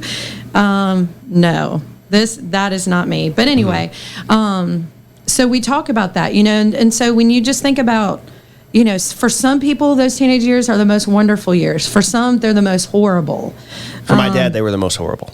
Right. And look, I must have had really great ones because I'm still there. I'm still dealing with them, and, I think, and then your brain is still developing. Yeah. So you don't, whatever it is that you're going through, I think it takes time to figure out that whole, love of education. Like there's some kids who, they're pressured, by themselves or, whatever. They're trying to compete with someone, or, their parents have really, really high expectations. So don't beat yourself up about that. Long story short, don't beat yourself up about that. Yeah, don't go back and say, I wish you are the way you are. You're supposed to be this way. I know. So that's a good segue into what I wanted to bring up. Okay. So I was not the most well-behaved kid. And see, I don't remember any of those things. I remember all of you as being perfect. Okay, well, you're such a saint. But in fact, in high school, I salted images in the grass. Do you remember that? So in between, did I know that? In between the round building, I think so because Miss Cook laughed about it. Okay. But basically, one weekend, an individual's mom had collected a bunch of Morton salt. I guess she was a prepper before it was cool and on TV. Okay. And I had taken that salt and drawn huge genitalia. Oh. Quite the artiste, aren't you? in the grass. And what was so funny about it was, wait, what grade were you in? 10th grade, 11th grade. Okay. And it was there till our senior year because it removes all the nitrogen in the soil. Yeah. And it was so funny because the maintenance man had burned out like a square around it, hoping the grass would all come back. But all it did was made sure the grass that had the salt in it was completely dead, and the grass came back really lush with a dirt outline. And it was magnificent. Yes. But good planning, Brian. I don't want to get too far away from the original story, but what I will say is that quickly it became evident that it was me that did it, and so I got called to the principal's office, and Mr. Hirsch had walked out of Mr. Breland's office, and or rather, Mr. Breland had walked out of Mr. Hirsch's office. I go into Mr. Hirsch's office, and I sit down. He's like, "Brian, have a seat. I'm on the phone." You go, and this was the conversation. They're all over town. Police? No. He's in here. Let me talk to him real quick. It was this whole theatrical thing. And so he's like, these things have been popping up all over town. They're estimating thousands of dollars in property damage. They're talking about pressing charges on you, and that would probably expel you and whatnot. And I said, I put my hands up and said, Mr. Hirsch, I don't think any of that's true. But you obviously know. You really did say that? Yes. I don't think any of that's true, but I did it. There's no way I could get away from it. Like everybody knows that I did it. And so I got suspended for 3 days, and my grandparents were down. So my stepmom didn't tell my dad until I think later. After they were gone. Well, the school had called my dad and wanted to bring him in, and I found out this because I got a lot of trouble from my dad as well. Yeah. But my dad said that whenever Mr. Hirsch, Mr. Breland was talking to him, they were skirting around using trying to figure out what word to describe the image. Oh, they couldn't just say it. And my dad and I have the same kind of childish sense of humor, and he said that he was just fighting back the whole time, laughing about it because he just thought it was funny. Anyway. Yeah. I remember this day. Teenagers being impulsive. That's right. Yeah, that's right. I remember this day, and it was in 9th grade. And I didn't realize the impact until later when I actually got into reading about philosophy, specifically Rene Descartes. And there was a day that if I wasn't interested in a subject, I kind of acted out in class. Yeah. And there was a day where... So unusual. I know, right? And so I was being the class clown, and you just stopped and looked at me. And you said, Brian, why don't we go outside my office? Yeah, my office, yeah. Right? My favorite spot. So we go out there, and you just looked at me, had this pondering look, like I felt like you were looking into my soul. Right, I've been told that. And I just waited, waiting the reprimand, and you go, do you realize what you're doing? And just kind of look confused. She's like, or you go, you're acting out in class, but you're looking to see everybody else's reaction. Why are you doing that? And I didn't have an answer because I didn't realize I was doing that. Yeah. And I was angry at the time. So I just kind of brushed it off. I think you saw the conversation wasn't going anywhere. And there was, so I stopped? That's good. And there was no advice. I mean, you kind of waited, but you realized it wasn't going anywhere. And so we went back in class, and I just stood there, and there were times I wanted to make comments, but I refused to, because then that would mean you were right. because what I found myself doing before I was about to make the comment was looking around. Oh, you figured, so I was right. Right. But that ruined me. Yeah. It really did, because and the reason it affected me with Descartes, because Descartes in the 17th century, he had this idea that he didn't understand what truth was, and it was the beginnings of epistemology, the study of knowledge. It's a subdiscipline within philosophy, and before Descartes, everything was kind of grounded in the idea of religion, Christianity. You got Thomas Aquinas, St. Augustine, all these great religious philosophers, but his was an existentialist approach, which was everything that I need to know about truth I can find within myself. And so what he wanted to do was extract everything that he believed in and trying to find the actual truth in all of it, like what was actually real. And it was a self-discovery moment. And what that situation was for me was a self-discovery moment, because then I started to think, why am I doing the things that I'm doing? And I was constantly questioning that for years, until I started to read, about philosophy, and I realized that I had a Descartesian experience. And so Descartes' fundamental, sort of thesis statement was, in Latin, cogito ergo sum, which was, I think, therefore I am. It's a really famous phrase. Yeah. And so it was the beginning of the existentialist identity, and that's kind of what I feel like I've been in pursuit of, is why am I doing the things that I'm doing, and are the things that I believe in poisoning other perspectives or beliefs that I should have?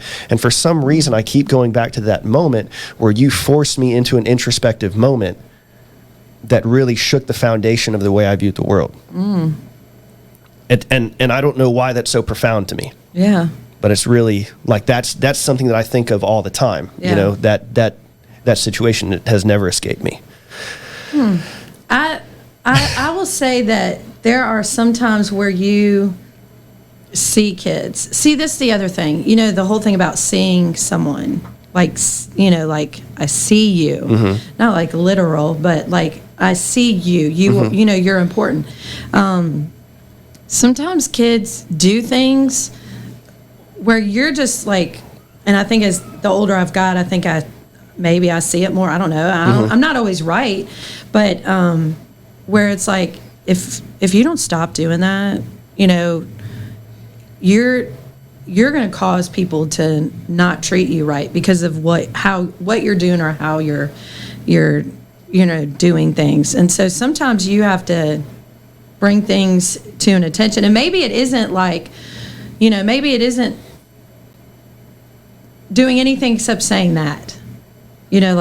Do you notice that you're looking around the room? Yeah, you're looking for an audience to perform in front of. Yeah. That's what I was doing at the time, and I didn't realize, which for me in that time, what I had to reconcile was I wasn't doing it for me. Right. I wasn't doing it because I wanted some effect that only other people could give me. Right. Yeah. So then it's like, okay, why? Some people do things just for attention. Yeah. And that could mean that they're not getting attention at home. Yeah. Whatever the reason is, maybe they're very insecure, and so the more they talk, the more that they get reaction. It's also like the whole when kids just do dumb things all the time, or they get in trouble a lot of times it's just they want attention, and the only attention they ever get is negative attention. So which is attention. Yeah, exactly. Which is attention. Yeah, exactly. So how do you switch it to where it's like positive attention?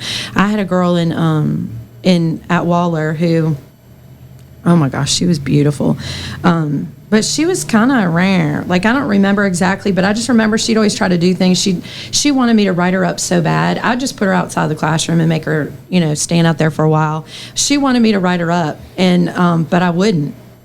I don't know why. So it's like, okay. And so she, told me years later, we're friends on Facebook, and she said, I remember that. I remember I wanted you to just write me up and just, so I could just go be done, but you wouldn't. So it's like sometimes kids do things and they want you to do something, like they're expecting you to do something a certain way, and then when you don't do that, they're like, wait, what? Well, it certainly foils the plan, because if they have an expectation of what you're supposed to do, and then they develop a plan, then it becomes, well, this is what I want. Right. And so naturally what you should do is probably break the foundation of that plan and say, well, I'm not going to give you what you want, because that behavior becomes a transaction. They say, right. I'm delivering this to you. You're going to now deliver to me this write-up. And so if maybe the proper response, like, well, I'm not going to write you up. Yeah. Yeah. I think back to, what was the movie? Oh, Good Will Hunting. Oh, that's one of my absolute Good Will Hunting, favorite right? movies. And that movement's like, or that scene, like, it's not your fault. All Matt Damon wanted to do was be known as this really eccentric, really smart, tough guy. Yeah. But he obviously had some pain, and Robin Williams was just not going to give that to him. Yeah. See, and the part that I think about is his friend, Ben Affleck. Yeah. Telling him to get out, like, yes, you've got so much going for you. Yes. Why are you here? Yes. Yeah. Oh, that's one of my favorite movies. But you see kids a lot like that. Like, there are a lot of kids that don't understand really the gifts that they have. Yeah. They really don't see it. And, like, I was on the last day of school, of some fellow teachers, and I went to El Saltillo, and we ran into, one of my students that I'd had, and he was eating with his mom, and so I was talking to his mom, and I was just like, man, I just love this kid. I think he didn't, I don't even know if he knew what to think, but I was being sincere in everything that I said. And it's just like, you don't see all these people, every single one of these kids has something special, and a lot of them don't even know it.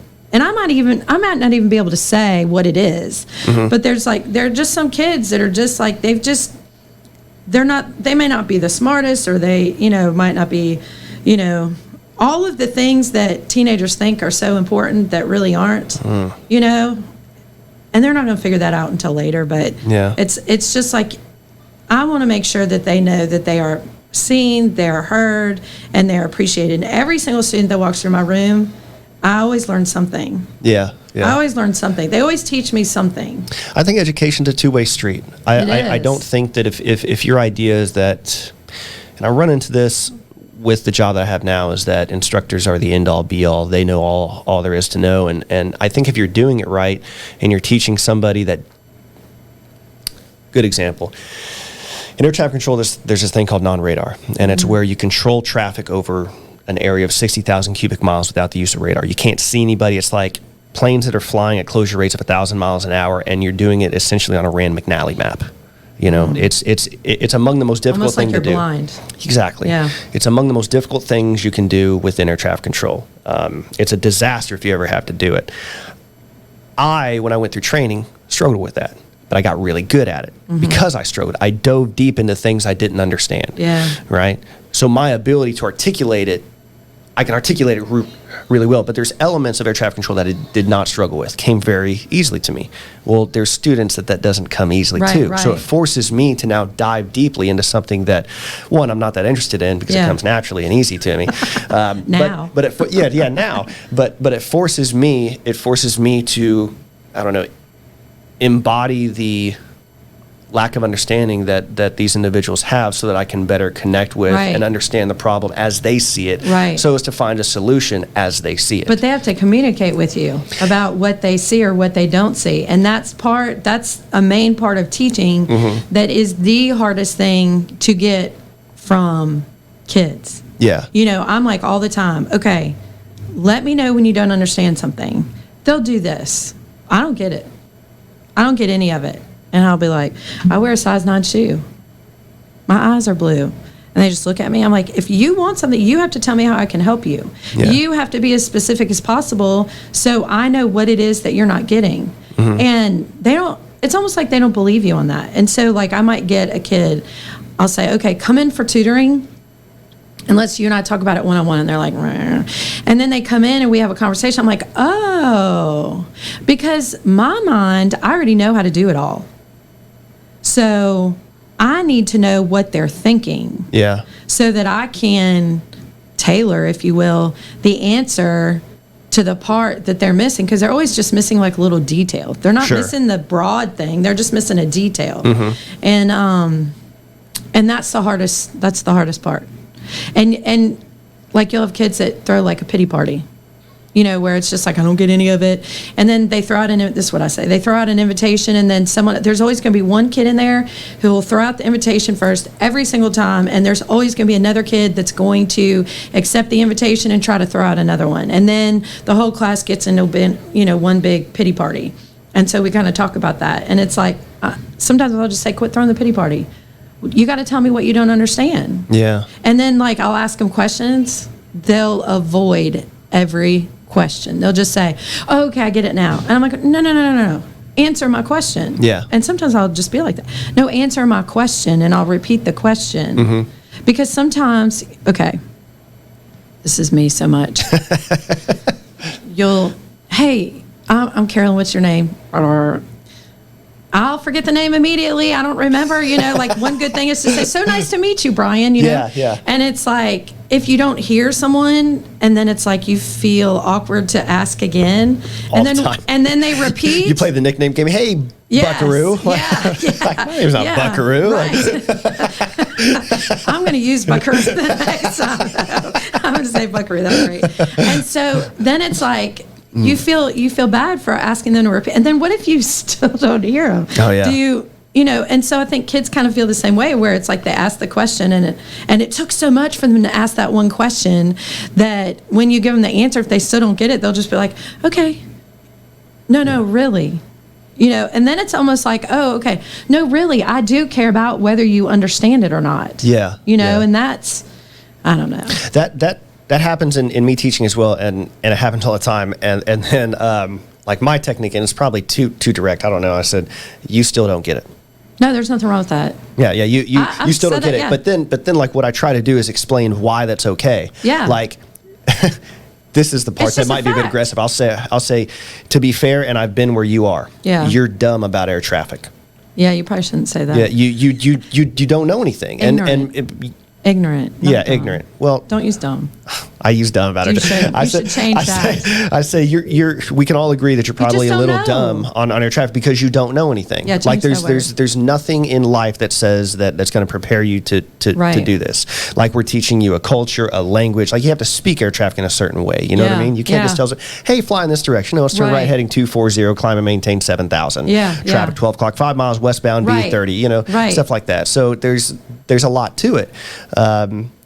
And I do think that helps, because then it's like, okay, yeah, no, I should explain, because I should explain why I don't know something, because I shouldn't know anything. Right. You know what I mean? Yeah, you haven't been taught. It's not something you're born with. It's not a natural thing that you just know. Nobody walks out of the womb doing calculus. No. I'm sorry. No. I'd have to go back and retake calculus. I don't remember any of it. It's been so long since I've taken it. I never took it. I failed trig. I failed trig in high school. You wouldn't now, though. Maybe. No, you wouldn't. Why? You wouldn't, because you're more focused now. You're interested in it. Yeah, probably. You wouldn't have. You didn't have to fail it back then. Hey, So, but speaking I of forget failing, his name. Who?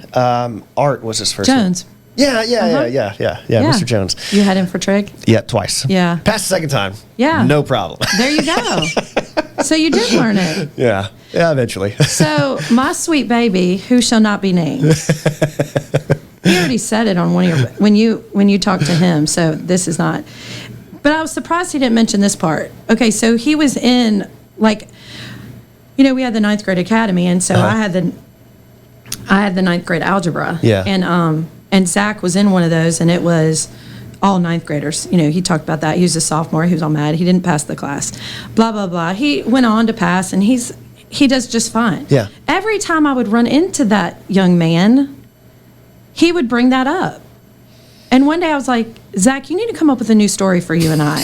You don't need to keep telling everybody that you failed my class. You need to come up with a new story. So, Zach, I want to know what the new story is. Yeah, there you go. Yeah, we definitely want to hear that. So if I ever get up there and I get to go for dinner because I told him I was showing up, he was like, come. Then maybe that'll be the new story. But I was like, failing a class does not define you. It doesn't. It's just a tough thing to swallow. Yeah, and I think that's where me and Zach kind of bond on that. But like, some of that is ego. Yeah. Oh, well, 100%. Yeah, 100%. some of that's just ego, but it's like it's okay to fail. And honestly, like when you look at kids who failed classes, probably most of them, they were perfectly capable of doing it. I believe that. They didn't fail because they're not capable. Sure. I had this one student who he worked so hard. Math was so hard for him. He would come after school, he would stay like an hour. I mean, it was just so difficult. When you take someone like that who it's really difficult, like a lot of it he just didn't understand, and then you get... Was there any other factors, like was his English not a first language, that sort of thing? No, Okay. No, gotcha. I think it was just... I don't know if he might have had a learning disability in math. I don't know. I wonder what he's really good at, though. That's like for somebody that doesn't do well in something. I think they're guaranteed there's something you do really well. Oh, and that's the other thing. That's the other thing that I try to tell my students. Okay, so when you have siblings, and especially when they're the same sex, I think that makes it really difficult. It's hard not to compare. I've taught lots of siblings, which I think is really cool. And when you say compare, that it kind of has a negative connotation to it. But I just like to see how they're different, which is comparing. Compare and contrast. Yeah, yeah. I mean, I just think it's I think it's cool when these people have the same parents. And you see how different they are. I mean, it's just amazing to me. Yeah. But it's like we have I've taught a lot of sets of twins, and you can see like there's probably competition, and I find myself and even with siblings, it's like, especially if you have like, just say you have a valedictorian sibling or something, or just really really smart sibling, and your grades are not as great as them, they tend to kind of beat themselves up about it, and it's like, look, everybody has their strengths and weaknesses. You have this strength. Your sibling doesn't. They might have this strength, but you have this strength. And that whole comparing, the keeping up with the Joneses, if you will, and that kind of stuff. Like I just that's, I mean, I talk to Carmen and I kind of talk about that a lot, but it's like I'm a teacher. I don't make a lot of money. I'm perfectly happy with what I have. My mom helps me a lot, and their father does his part and then some. I mean, he's an amazing father. Even though we're not together, we get along really well. His wife is my stepwife. Okay, that's what I call her. We've gone on vacation together, which weirds a lot of people out. Yeah. But it's just like as people grow, because I think about this, especially with Carmen, is that she's a senior, and this is a weird senior year. If you go back and think about your senior year, my senior year, we didn't have to deal with any of this. Yeah. And maybe they got cheated. Maybe, people say when it goes back to normal, I'm like, what is normal? Yeah. What is normal? There's always things that are going to happen that are going to put a wrench in your life, and all I can hope is that, especially for my kids and, bad relationships that I've been in, I hope that they've learned a lesson from each one of those things. I mean, that's kind of what you have to do, is you learn the lesson and try to move on if you can.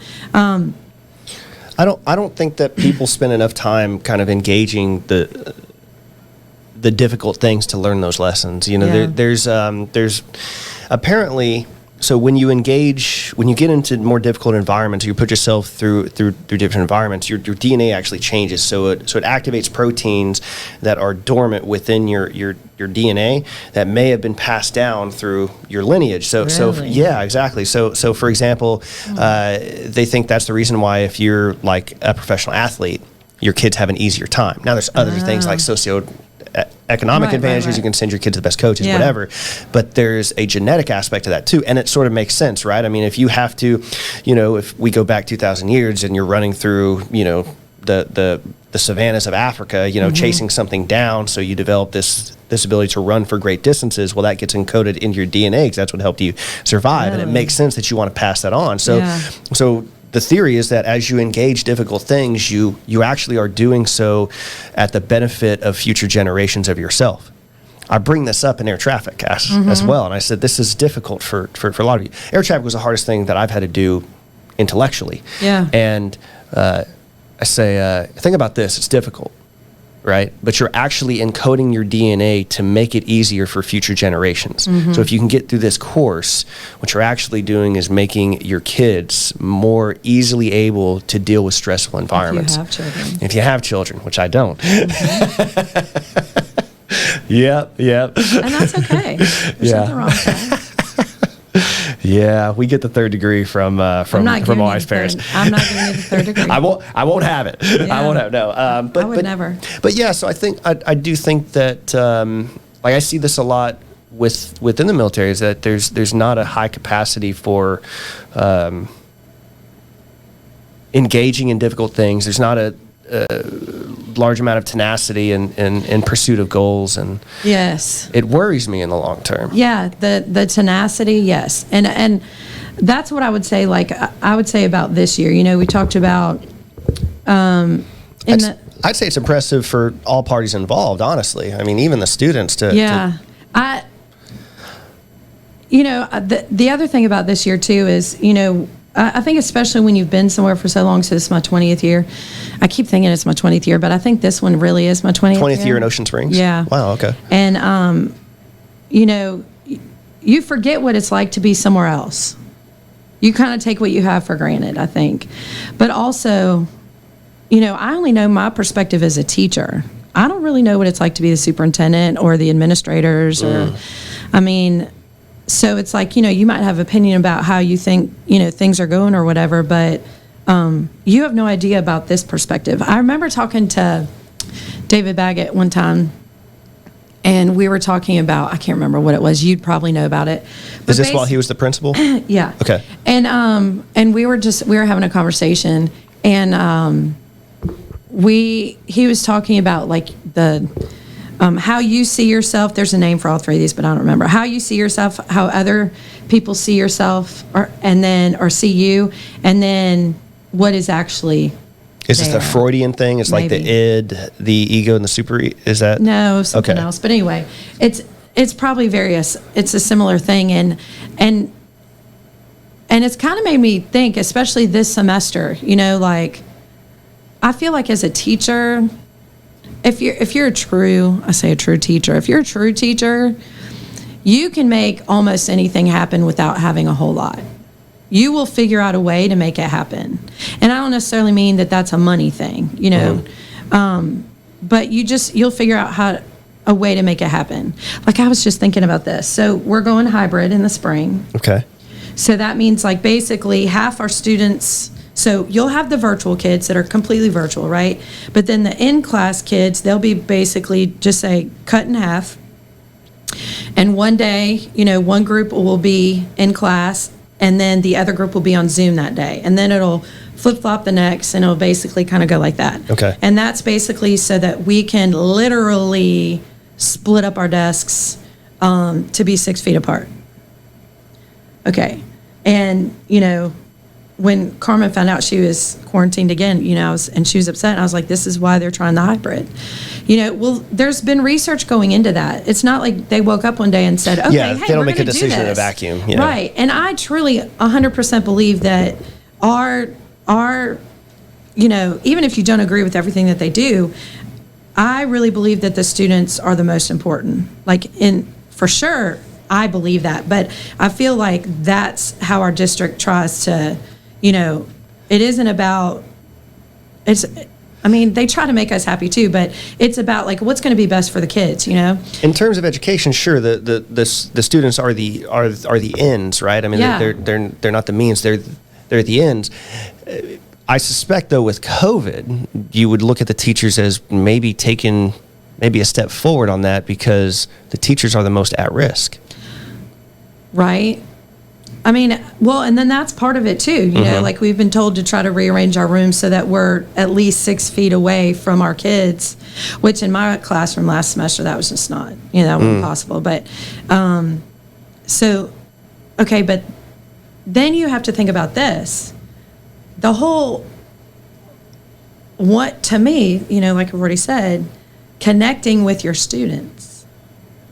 Physically, you can't connect with them. Like you just think about people. Yeah. Like how do you connect with people? How do you connect? Like my mom, she, when I go to see her, I wear my mask. If we eat at her dining room table, just me and her, she sits on one end and I sit on the other. And then I put my mask on immediately. There's not any hugging or anything. So like I think about in my class, in my mind, okay, how am I going to connect them? Because they're a class, but then you've got there's basically 3 parts of your class. You've got the complete virtual students, then you have A, and then you have B. A and B aren't going to be in class together unless Q4 we don't do hybrid, which they're going to wait and see what happens with the numbers and all that kind of stuff to decide what's going to happen Q4. But it's like, okay, how do you connect all those people together? Like in previous years, I've done so much group work. Well, couldn't do that. So, and that's part of the fun is to do the group work. So how do you try to do group work without them actually being physically connected in the constraints of the same time that you spend in class? Like you don't get more time to establish. No, we even have less time. Less time. So it sounds like an impossible task. But it's not. We'll make it happen. Sure. But even in my mind, I'm like, okay, what if I got painter's tape? And what if I could like literally with my painter's tape on the floor, like connect the desks together. Now that's just like a visual thing. Sure. But could it be a mind thing, like where you're together? I was thinking, okay, could I have all my kids get on Zoom and then, even the ones in class and then, like group the kids, kind of together, like the ones that are virtual, the ones that are, virtual that day and the ones that are in class, could I group them? So anyway, your mind is always going. Yeah. It's always going. It's still trying to get around whatever the issue is. You don't go into teaching for money, though if I taught in another state, I could make more money. I could go to another district and make more money, but it isn't about the money. It's, I truly love what I do. So then even the thought like, so anyway, your mind's always going. You have to think out of the box. Who's going to think of putting painter's tape on the floor to just like, connect? Like, what is some way, even with all of this stuff, how do you make kids look forward to coming to your class? Yeah. Because usually it's just not the math. I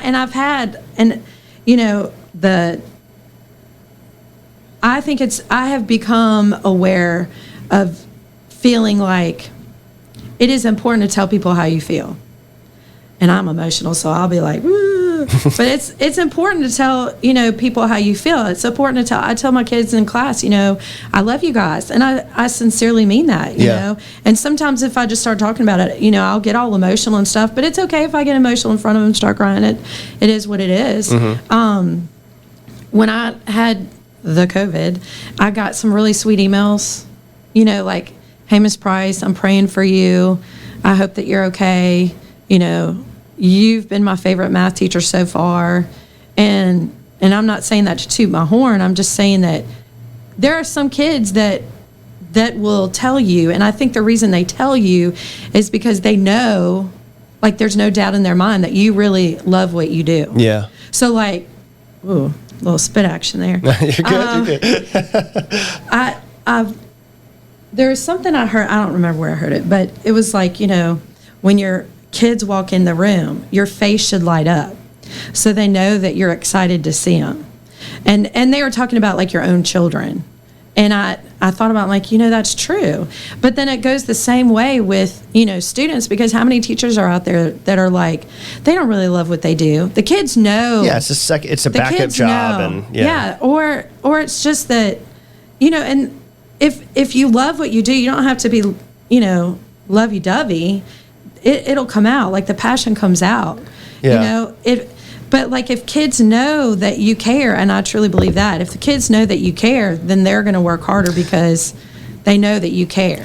I also think that, again, humans are very perceptive, and I think that things like emotion, they're very perceptive too. And so, what I tell people about this podcast is like, I'm interested to talk to people with passion because people talk about their passions differently. Yeah. And they really do. Like the way you're talking about education is not the way, somebody normally talks about education. You know what I mean? Like they talk about the tangible things, but you're speaking mostly in intangibles. Right. So you have something more than just the paycheck, more than a good job, all those things. And I think that kids are very perceptive to that as well. And as rationale for that statement, kids pay attention at home to what parents do, don't do, what they say and don't say. They watch everything. Yeah. And to think that doesn't affect them, well, that's just right.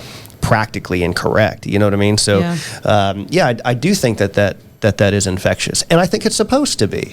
Because kids at that age, they're egalitarian in nature, but they're also there to emulate. That's what kids do. Yeah. They attach to somebody and then they emulate that character. And oftentimes as the parents, what it should be. But that's why, the apple doesn't fall far from the tree. That's because they're emulating that. That's the closest thing they have to emulate. Yeah. So and then sometimes you'll be able to reach a kid. Sometimes you know about it. Sometimes you don't. Never know. But there might be a kid who's really upset one day, and you just say, hey, what's going on? If you don't want to talk about it, you don't have to talk about it. And some kids will open up and stuff, and some kids will just go off about their parents. And my favorite thing to say, because I think it's true, is your parents aren't going to be perfect. Whatever they do, if you become a parent in the future, whatever they do that you really like, do it. Whatever they do you don't like, fix it. That's right. Don't repeat it. And people are always going to either be, positive role models or not positive role models. And so sometimes having a bad role model is as good as having a good role model, because you learn lessons. I talk about this book all the time on here, but it's one of my favorite books. It's called The No Asshole Rule. And it's a book written by, I want to say it's Stanford, but there was a series of professors in the business college out there, and they kept on having this high attrition rate, and the people they were hiring were just terrible, Machiavellian in nature, narcissistic, whatever you want to call it. But so they said, we want to come up with a new criteria to hire professors. But we got to identify the qualities we don't want. And what it came down to was we just don't want to hire assholes. And so the book talks about, again, in conjecture, hyperbolic ways. Right. But about like what an asshole is. Yeah. But the last chapter is about the benefit of having an asshole in an organization. It talks about like Bill Gates was an asshole. Whoever the Apple guy was, what was his name? I don't remember. I forget. He was kind of an asshole, right? But they created some pretty amazing things. So there's value in that. But also, the main thing to keep in mind is that what an asshole does, you should always have at least one asshole, because what they do is they teach everybody else how not to act, because the trappings of being an asshole are not positive in nature. Right. And they teach everybody how not to behave. And it sort of sets the bottom level of of what you allow that asshole to be, because you say, look, just don't be that person. Right. It can be all right. Right. It's true. So. And you don't want to be that one, though. No, I don't want to be that one. No, exactly. Yeah. And that's so Jack Welch, he was CEO of General Electric for many years, and he had this idea that a lot of people didn't like. It was called forced distribution. The Air Force is using it right now, but it's the idea that only 15% of people can get promoted or receive bonuses in GE, and that was like the top 5%, and then the next 10%. Well, in Jack Welch's organization, the bottom 10% were attrited every year. You were fired. Well, with that created, now the problem is that long term, you have a generational effect where eventually that 10% that you constantly attrit shrinks your labor pool that would be potential employees, right? Right. So, but yeah, so what that did though was it created this constantly moving lower tier that forces people to run away from it. So it forced you to, maybe you wouldn't be perfect, but you can aspire to at least maybe not being perfect, but not being that bottom level, because you'll get fired. Right. And no one wants to get fired. Do you think that would, okay, so that was supposed to be that was like a motivating, that was supposed to motivate people to work harder. Incentive via disincentive. Right. So do you think that, because, you know, when I think about teaching, there are people believe that you motivate in different ways, and different people are motivated in different ways. When 100%. I took my methods class, we talked about, you know, different ethnic groups and what motivated them. Oh yeah. But, you know, threatening, I don't ever think is really a good motivator at all, to me. Like in terms of threatening is, if I'm in a classroom, threatening doesn't really motivate. No, but consequences do. Right. And I think that there's a hair to split there between threats and consequences. Right. If I explain the discipline ladder, if you mess up to the point of the young lady who wanted to be written up, she understood it maybe to a fault. So you have to make an exception there. But if you say, because nothing ever works for everybody. No, exactly. But teachers should have a bit of latitude with some trust and training, you know, so on and so forth. But like, for example, I had in organizations, teams that I've run, I typically start all the same way. These are the values that this team will espouse. Mm-hmm. To violate them, this is what happens. Yeah. It's purely business, nothing personal, still love you. That's why you're here. Right. You know? But there are consequences to actions, positive and negative. And the main one I had was never better yourself at the expense of another individual. Mm-hmm. Don't take off somebody else's plate to feed you. That doesn't grow the organization or the team, you know, or the productivity. But no, I definitely do agree. Threatening is, it gets you nowhere. Yeah. But structured consequences are different. Yes. And properly placed incentives do as well. Right. Yeah, you've talked about that quite a bit. Yeah. That is true. Yeah, and that stems from economics. The issue here is that one of the first rules in economics is that you assume that all people are rational. But you have to have a starting point. Yeah, it's laughable. It really is. But you have to have a starting point. And I think with Jack Welch specifically, his problem was that he wanted it to be a long-term strategy, but the problem is that you can use simple arithmetic to realize that you're going to run into problems later on, and especially it begins with the human resources department, because they find that it's harder and harder to find people to be employed at General Electric, because one, you keep moving the bar up, which is good for productivity, and that's why GE grew to what it was in the 90s and early 2000s. It dipped completely after Jack Welch left.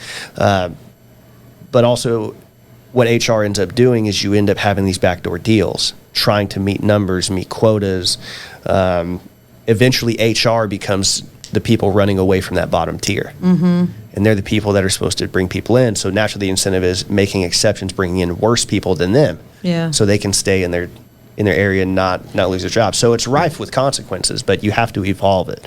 I think that's the problem that the Air Force is running into now, because they had a wholly inflated evaluation system. And not to get too deep into that, but the point is that it was everybody was getting marked, because no one wanted to be the bad guy, as top tier. Yeah. The Pareto distribution says that that's not possible. Right. Yeah. Even the little curve. Yeah, exactly. I mean, I think the Pareto distribution is the square, in any productive environment, the square root of the people involved produce 50% of all productive means. So if you have 10 people, three people are producing, roughly speaking, 50% of all the productive outcome. You can extrapolate that to the 80-20 rule. 20% of the people are producing 80% of all the results. Now, it's a phenomenon that exists within the universe. 20% of all the planets hold all the mass. 20% of all the composers produce all the music. 20% of all the authors produce the majority of all the books, you know, all the sales of books. So what do you think that goes with for teachers? In terms, I would say that the top number of ACT scores have a small amount of common teachers. That would be my hypothesis. Do you think the ACT is like the end all be all? No, it's the same thing that all people are rational. You got to start somewhere. Yeah. You know, there are, which I was curious what you thought about this. University of Florida is a good example, but they're not stopping ACT and SAT entrance tests to get in. As a result, they're seeing that their admissions are dropping. Well, that has long-term effects with the university, which is essentially run like a business.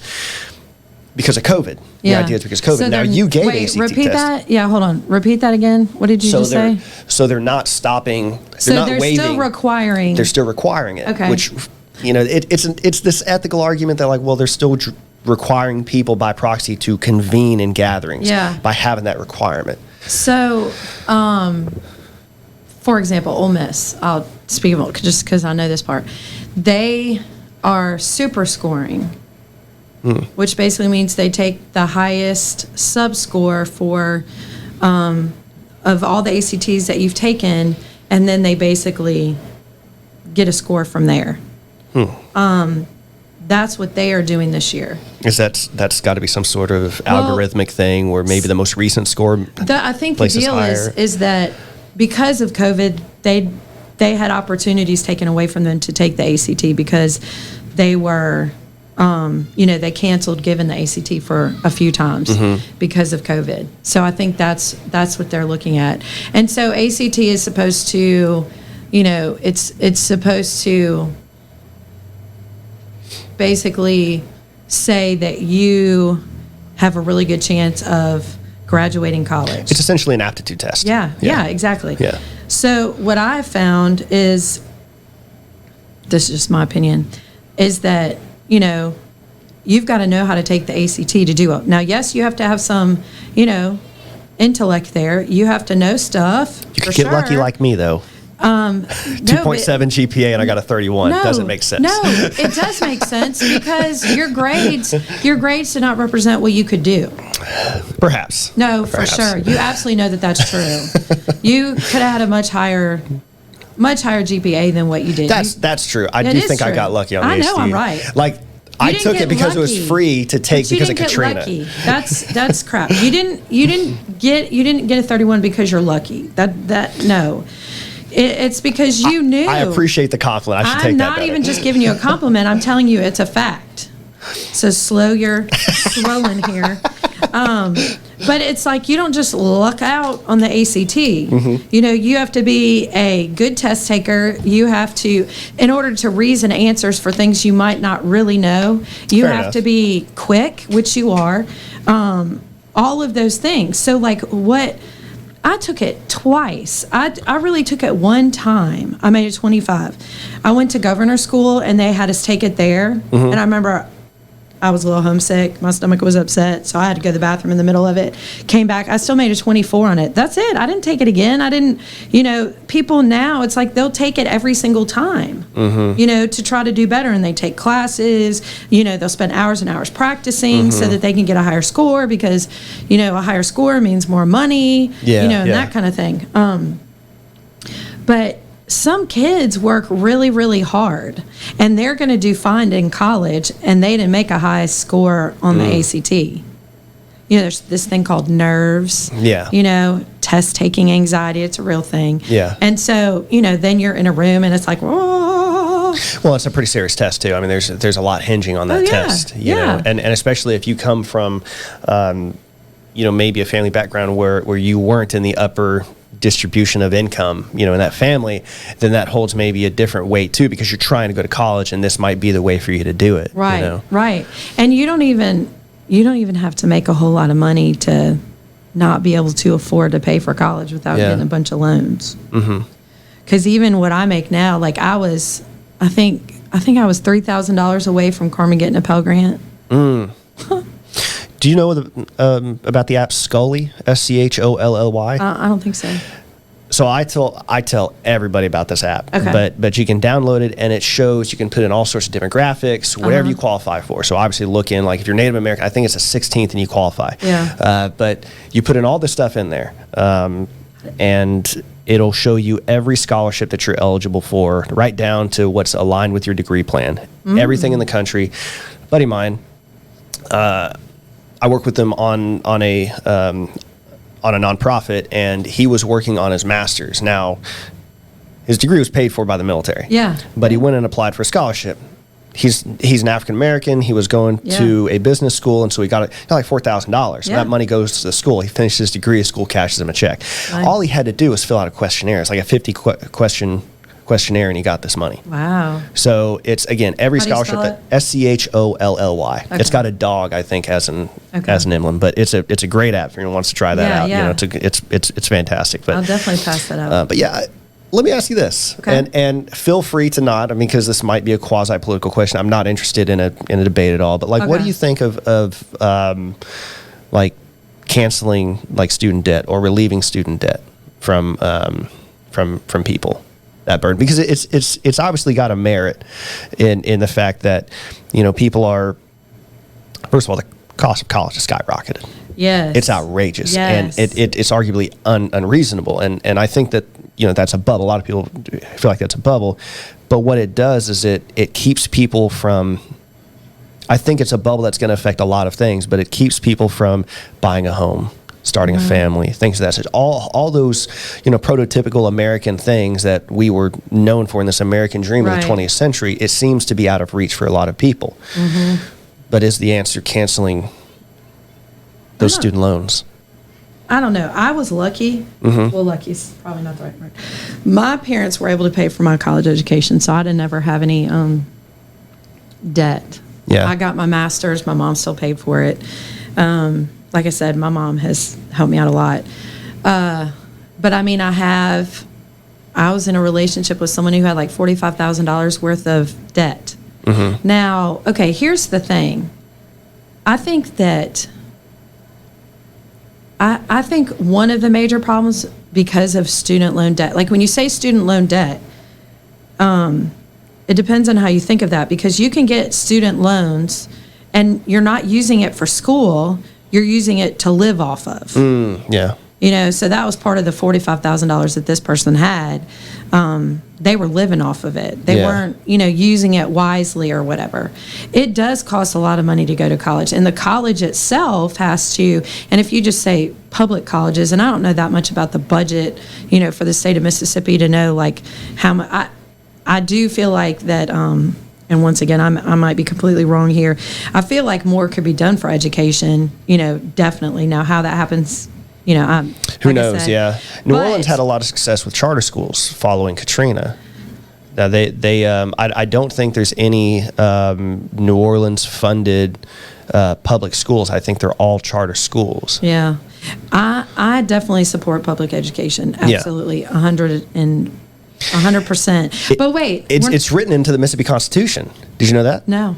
Yeah, so it's required under the Constitution of Mississippi to provide for public schools, which is interesting to people. I've got my far right wing friends who be like, oh well, you know, public schools and that. So, well, it's actually part of the state constitution. Right. You know, so. Yeah, no, I didn't know that. Yeah. But in terms of the debt, you know, I understand that colleges have to be able to have enough money to run, and they have to pay their people and that kind of thing. Sure. And, you know, lots of people argue that you don't need to go to college. For certain degrees, you know, to do certain things, you do have to have a degree. So I don't necessarily, I don't know what the right answer for that is, and I'm probably just staying in the middle and not saying anything at all. But, you know, I don't necessarily agree with that. But, you know, there's certain ways, like if you're a teacher, there's certain ways to get your loans forgiven. Like you can teach in certain school districts and that kind of thing. Yeah. You know, and those are great programs. Yeah, and I don't know if, you know, if maybe part of it can be part, I don't know, because, you know, like you have bankruptcy. I've got a friend who But you can't escape student loans. No, but I had a friend who declared bankruptcy twice. How about more education for how to manage money? Oh, 100%. So like when kids, I don't know how it will be like for Carmen, but I can remember, you know, going on a college campus and they'd have all the, you know, credit card people, hey, you want a free bag? Come here and fill out this application, you know, that kind of stuff. And how about some, you know, education about how to manage your money? Yeah. You know, like how about knowing that it's okay if you have to get a job? How about living within your means? How about, there's so many things that go along with it, though, like, not keeping up with the Joneses and feeling like just because this person had, like, that you're okay with having this. Yeah. You don't have to have this, you have this. So I don't know what the right answer for that is, and I'm not even answering it. But I think it's more complicated than just to say, very complicated. Oh, it would be great to just wipe the slate clean and everybody start out. But what about the people who, slaved away at, 3 jobs just so that they could, pay their loan payments or, that kind of thing. I wish it didn't cost so much to. Yeah, and that's kind of my feeling too. I definitely see the problem. Like it's definitely a problem. I'm curious about the diagnosis. Yeah. I don't think that a solution of wiping student debt needs to come without a restructuring of what it costs to go there in the first place. Right. Because I think the problem is that, if you don't regulate the schools, which I'm not, like, it pains me to even say that, if you don't regulate the schools, then, and they know that they're going to get paid regardless of what they charge because the government's going to just pay for it. Well, what's stopping them from, justifying a boost in the cost of tuition? I think that's got consequences as well. So, and to your point, that's what makes it, among other reasons, a very complex issue. Yeah. But I think that the chickens are going to come home to roost, and it's going to affect not just education, but I think a lot of different industries. I think the housing market's going to be another one because there's a lot of inventory, and we're getting to the point where the younger generations are not able to afford them. Yeah. We might go to something like Singapore, where all the housing's government provided. Wow. Isn't that neat? And I've seen some videos of, like, I can't remember if it was in Japan or whatever, with all these, like, little, like cubbies. Yes. Yeah, that's a big problem in Japan because they're, like, they've got such an issue with, like, call it intimacy. People don't want to settle down. They've got this, I don't want to call it a feminist movement, but it's this path where women realize they can make money and work, which is fantastic, obviously. But the problem that they're running into, and they've been running, I remember taking the AP Human Geography course in high school and us studying Japan going through zero population growth. Kentucky basketball fan. I remember he was a vegan. He talked about it. I'm not criticizing. Mr. Stone? Mr. Stone. Okay, Love that guy. Okay. Love that guy. But that's when I got introduced to that, and I thought that was just so fascinating that they were running through this population issue that was purely a cultural shift. It wasn't government mandated, and that's now they have, like, cuddle bars where you can go in, and if you pay for affection, people will lay there and cuddle with you, and rather than having the baggage of a relationship. It's so weird, right? It's so strange, but it's very strange. But so you mentioned earlier, man, I wanted to touch on it, but I think I forgot. Did you remember what you forgot? Yeah. I already said it. Oh, you did? Okay, gotcha. Yeah. Oh man, there's something else. I should have, like, a pen and paper here, but so in the spring you're going to be doing, like, hybrid, and the fourth quarter waiting on we're waiting on the see numbers. What happens. Okay. Yep. Has there been any talk about, like, long term what school is going to look like at for y'all, or no? Like, what if this? Because I imagine, like, just because we have the vaccine, we're not going to stop the mask thing. Like, that's going to take some time. There have been a lot of people that think that the virtual thing is going to keep going, but in terms of actual, that's just chitter chatter. It's not. Are people worried about, like, their jobs with this moving to a? It honestly sounds like the workload's increased, so I can't imagine they would. Oh yeah. Yeah, but with technology seems to always come the question. I think it's still, everything's so new. I think everybody's just trying to, like, get through it. That, like, I have found myself where I can't even think about tomorrow. Like, I just have to think about today. Yeah. Like, I just have to think about today, and then it will, so I don't overwhelm myself. Oh, sure. Yeah. And so maybe the work, I think right now it feels like the workload is definitely more. I definitely feel like that. It sounds like it. But once again, I'm the, eternal optimist. So it's like, it just looks different, Instead of carrying a bunch of papers, they upload their work. So I just look at their work unless it's a test or, a quiz or something, or, maybe I'm making more things electronic. And I like to come up with new words. That's okay. My thing. Where I maybe make it on Google Sheets or not Sheets, but Google Forms, where it's not always a multiple choice, but they have to basically put their answer in, and maybe they have to turn in their work or upload it or whatever. But, it's basically, you just have to be flexible. And you have to be open. And there's so many different things that are happening, and you have to decide which battle is worth you fighting. That's what I wanted to bring up. The battle's worth fighting. So I don't have kids in school, and all I hear are horror stories about how, my friends that have spouses that are teachers. They talk about dealing with parents. Now, I've coached youth sports, and I've seen how parents can behave in those. And of course, I find it interesting that the kids seem to be more mature than the parents. Whatever, doesn't matter. But so do you run into that a lot, where you are on the defense a lot with when it comes to students, or is that just in my situation? I have not really had issues with parents. But I will say this, so I'll speak from a parent point of view. My senior, she takes care of her business. When she did, at the end of the semester, last year, she took care of her business. She took care of her business this year. I mean, I don't really have to say anything to her. We talk about it, stuff like that, but she takes care of her business. But she is doing the IB program, which was completely her What's choice. That? The International Baccalaureate program. Okay. Anyway, and but my 8th grade sweet baby boy, he does not do well when it's online. And so when we were at home in the spring, it was Carmen on hers, Reese on mine. He didn't Zoom as much as she did, and then me. So all 3 of us were at home. Well, that was all good and fine. And then when it started out and he was in quarantine, because he only had to get quarantined because of me. Luckily, this past semester, he didn't get quarantined for anybody else like Carmen did. But they are with the same group of people all day long. So it's changed a little bit in terms of, who they're around and that kind of thing.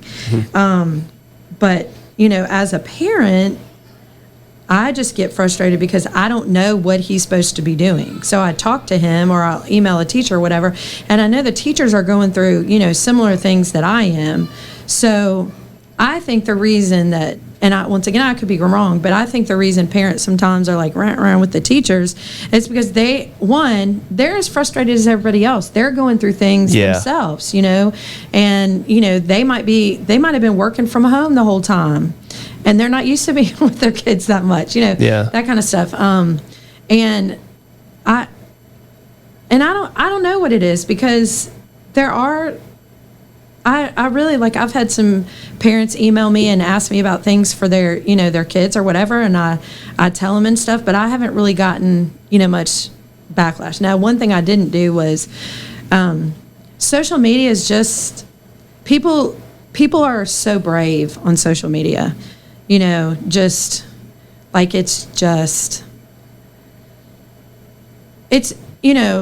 the whole, how would you like to be treated? Sure. And I'm guilty of that too. I'm guilty of that. I'm just like, oh my gosh, I can't believe how rude I was to that person. I'm so, and I'll say, I'm so sorry. Or Carmen will say, Mom. And I was like, what? And she's like, really? This is like responding online, that sort of thing. Or not even online, just on the phone or whatever. Oh, but I see. Online, there have been some things that I've seen, and people will say, well, did you read the comments? Nope. I'm not reading the comments. Nope. And that's why I got off social media for a while, because, what about, instead of just complaining about things, why don't you see, is there some way I can help? Sure. Is there some way I can help? What can I do? And I think sometimes, and then the whole thing is not even giving the other person the benefit of the doubt, just assuming that, that person is not doing what they're supposed to be doing. Yeah. Like, how many times do we do that? Mm-hmm. It's complicated. It's not, but I don't understand the whole, the whole group things. I just tend not to get involved in that kind of stuff because I am very sensitive, because I am a teacher and I love my job and I really do love my school district. And are there places that we could, improve? There always is. Mm-hmm. But I mean, we were the #1 high school in the state of Mississippi. No big deal. Like, when you really think about that, and I'm not, like, when you really think, I remember they got all the kids shirts that said champions on it. So everybody got a free t-shirt. Mm-hmm. That's kind of a big deal. Sure. 1,800 students, kind of a big deal. Yeah. Mm-hmm.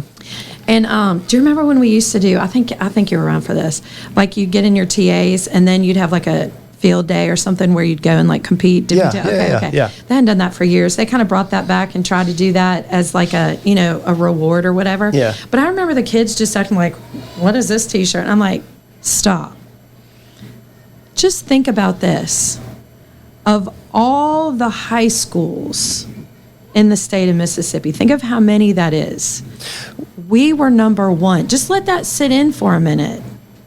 Like, sometimes we are so ungrateful and just like, you just don't think about what something actually means. It could be a really big deal. Yeah, for sure. And I tell people, being in the military, you travel all around. You hear about people's different high school experiences, and I talk about when I was in high school, I took sociology, microbiology, like all these really, like, I don't know, not your typical high school classes. Yeah, exactly. Yeah. And you had those available to you. Exactly. And maybe there's an argument for privilege there, but the point is that there's an appreciation that you have to have for like people in Ocean Springs have it so nice. That school is amazing, and I haven't even been in the new building. I'd love to be in, but I mean, it's always been a type of like university, if you will, even before this new one was built. I mean, the catalog was pretty thick for high school, and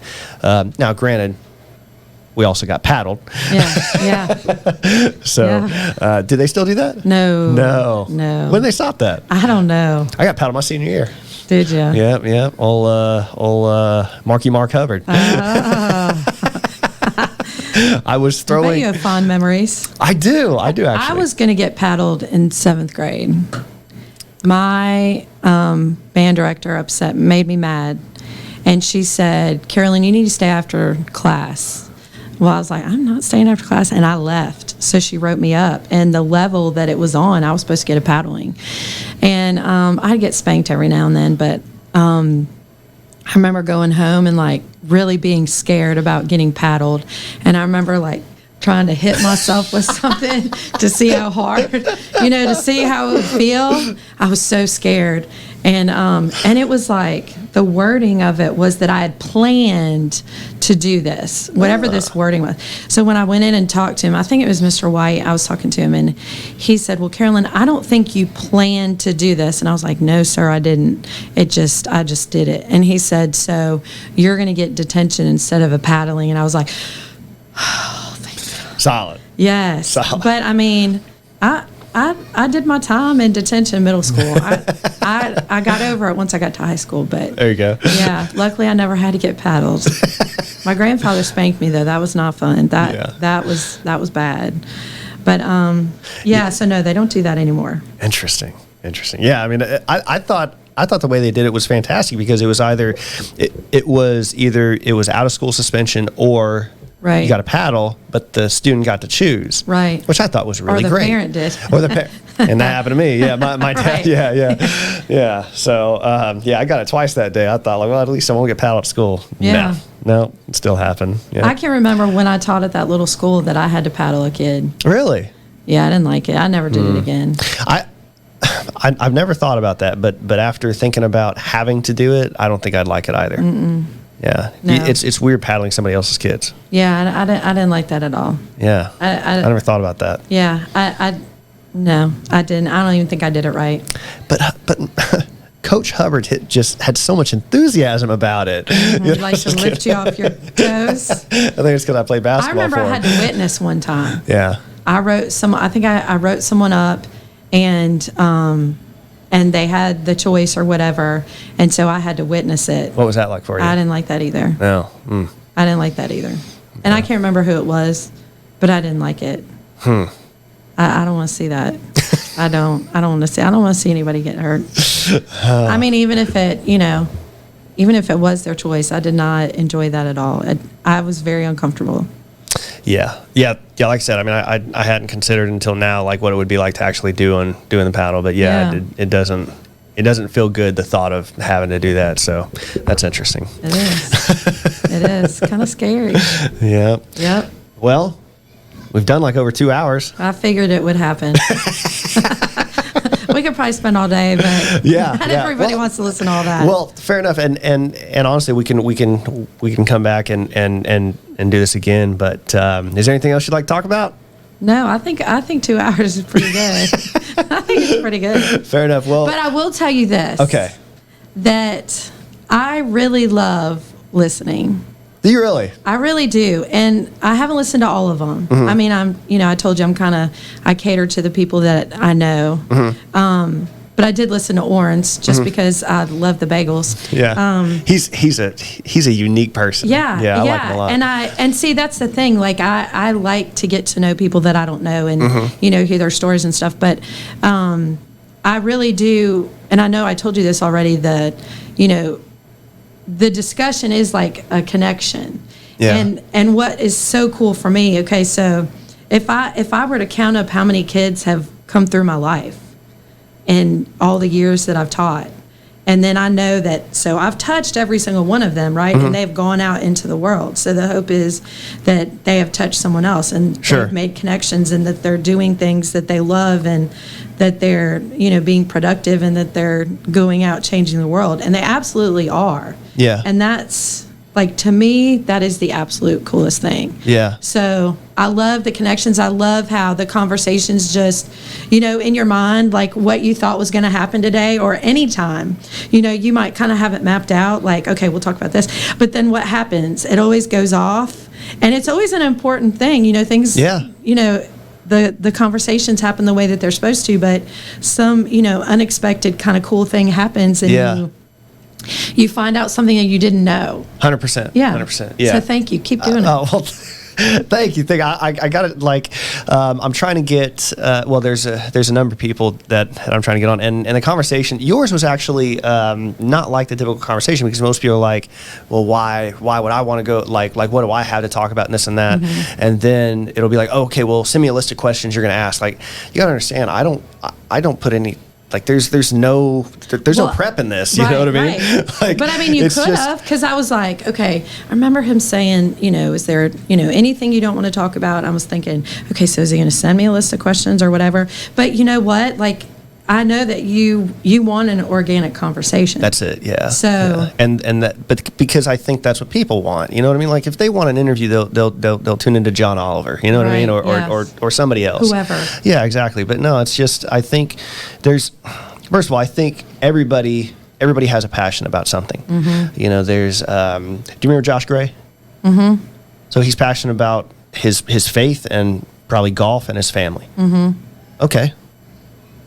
So let's talk about it. Yeah. You know what I mean? Like, yeah. and it's a perspective. First of all, he's really good at golf, and well, the point is he's got a passion, he's got a perspective, and this idea that I've talked about before about, like, maybe we exist in multidimensional worlds right now because the world, as you see it, is your perspective. Your perspective is your view of the world, right? And so you have your own world. I have my own world. The way we can share those is through dialogue and discussion. And the part that really kind of hit with me is that when somebody dies, we lose an entire world. Yeah.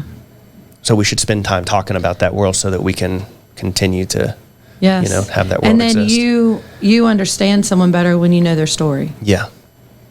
100%. Yeah. And which that's is what probably, it takes. Which is probably the solution to most workplace like conflicts. Yeah. Just try to understand the individual. Because you can give someone grace because you know how they are. You know what they've been through, and or at least you have an idea. Yeah. And that's why, to me, I mean, it's important to. Yeah. I remember kids used to always tell me I was nosy, because if you ask questions, that means you're nosy. But it's not. It's maybe it's being nosy, but it really is curiosity. Yeah. It's like, no, I'm interested in you. I want to get to know you. It's the adult manifestation of why. Yeah, that's exactly it. Why are you? Okay, so let me just tell you a funny thing real quick. Yeah, for sure. My sweet baby girl. Okay. So now this is what she does when she has an argument, not like fighting, but when she has a perspective, she will tell it to me, and if I disagree with her, she will also send me a link for a backup article that supports her thesis. Okay. And she does this to her brother too. And I love it. And she might be like, Mom, I can't believe you said that, but which I think is great. Mm-hmm. Like she has learned how to be a researcher. Yeah. So just like if you think about everything you know, most of the stuff, like a lot of things that you know just because you said, oh, I'm gonna read about this, or I want to find out about this, and you just went out there and did it. It's not because any teacher said you had to read this. You know what I mean? And that's a very cool thing in itself, is just knowledge, just like learning just to learn. I think about Plato's allegory of the cave. You ever heard this? So I don't think so. Okay, so maybe I have. So basically, it's a really old thought experiment, and it's about it applies to a lot. The Matrix is like this, mm-hmm. The movie The Matrix, and so it's this idea. The way Plato lays it out is you've got 3 people that from birth they were chained on the ground, facing one direction. Above them was a pathway for people to walk. Above and behind that walkway was a fire. So all they ever saw of the world were shadows. The dog, they could hear the noises. A dog barking was this like shadow. Uh-huh. And then one day, one of them breaks free and they go out into the world. And so you think about what happens to them. Mm-hmm. First of all, it shakes the bedrock of understanding as they know it. Right. Then they see a dog. Right. And they realize that that's a dog. Well, that's now the new truth to them. Yeah. And it's this. The question is, what do you do about that? And that was the conflict within the Matrix, is that mm-hmm. now you understand that the world is this simulation and the world is actually dystopian in nature. Yeah. How do you reconcile with it? Because you could just run back in, chain yourself back in, right? And the chain is probably a metaphor, I would imagine, for, the confines of knowledge as you know it. Mm-hmm. But are you willing to break away from that and then stand alone? Because if you came back in the cave and told those 2 people, no, this is actually what a dog looks like. It's got hair. It's got, it's got all this stuff. Well, maybe they might say you're crazy. Mm-hmm. So are you willing to stand alone and discover something on your own, independent of the norms of that society or culture as it is? And I think that's one reason why the coast is a cool place, because there are so many people that maybe they've lived here their whole life, but lots of people leave and go. Yeah. You have. Yeah. And they come back. And then all these things that you saw, and that you learned about, you brought back. I would tell you that it I've been to 6 continents, over 50 countries, mm-hmm. and I didn't appreciate where I came from until I came back. Yeah. It's a common theme that I've had, saying, and because it is, and you're right, it's such a special place. It's a diverse place, rich in culture and mm-hmm. history, and I don't think it gets the credit that it deserves, and especially in Ocean Springs. I'm trying to get the Historical Society of Ocean Springs to come on and talk to me also, because one of the things I noticed just driving through downtown is how we have sort of but coalesced with nature in these huge oaks that sort of move around these human structures, and mm-hmm. it's like this, really calming coexisting with the trees and nature. And it's not to sound like a hippie, but I think it's a pretty beautiful thing. So in Pass Christian, we had down this one particular street, it was just like the oak trees would make like an arch. It was gorgeous. Now it's not there because of Katrina, but it's still like you still see a lot of trees are still there, but it's that. And in Mobile too, like you can drive down, say, Government Street or Michigan Avenue, and it's like just certain place. It's just a gorgeous thing. Yeah, it really is. It is a pretty place. Did you go to high school in Pass Christian? Was a Dr. Ryan? Was that or okay? Mr. Ryan, was that a principal? Last name Ryan? Not when I was there. Okay. But I will tell you who did teach me in 9th grade. Who? Coach Bryant. Really? Yeah, he's my 9th grade history teacher. What's he been up to recently? He's in Van Cleve now, I think. Is he teaching? Yeah. Yeah, I remember he was a 9th grade history teacher, right? Yeah, I think so. And coached girls basketball. Uh-huh. Yeah. Interesting. Yeah, so he was like really young when he taught me. Okay. I remember all the girls were like, "Ooh, Coach Bryant." I mean, he was still a looker when I was in high school. He was a handsome dude. Yeah, for sure. That was so funny walking in on like my first day and seeing him walk down the hall. I'm like, oh my gosh. Yeah, and don't ever do this to a teacher. I did this to my teacher, and I say don't ever do this. Don't ever walk up to a teacher and say, hey, do you remember me? What's my name? Don't ever do that. Oh, okay. Just say, hey, Miss Price, how you doing? I thought you were about to give me advice of like being in high school again. Like, I don't think this is good, but no, I get for sure. No, but I hope that you. I don't want to do that. No, honestly, I did it. I you did remember it me? too. Like there's no litmus test for this. So, do you remember Miss Jarvis? Yes. Or Mr. Jarvis? I remember Miss Jarvis. Okay, so Miss Jarvis was in the middle school. Mr. Jarvis was at the high school. Okay. He taught math also.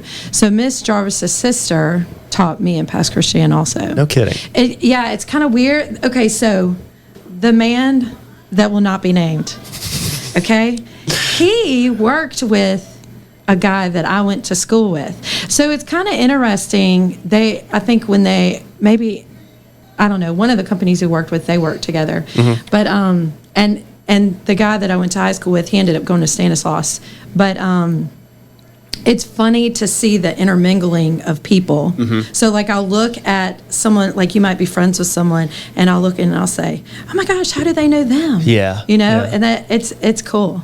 It's weird for me when I see people that are like not from here. Mm-hmm. And, a good example, Bianca Calhoun, who's now cousin Teeny. So he's an air traffic controller. Oh, we have a really? lot of friends in common because he was in the Air Force at one point, yeah.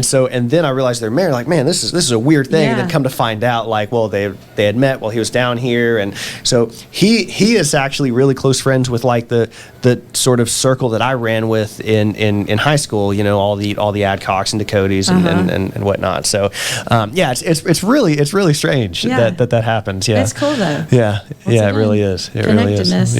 Yeah. Which is what it's all about. That's right. Well, Ms. Price, look, it's been a pleasure. It has been a pleasure. And we got to do this agree. again. Yes, I would love to. Okay.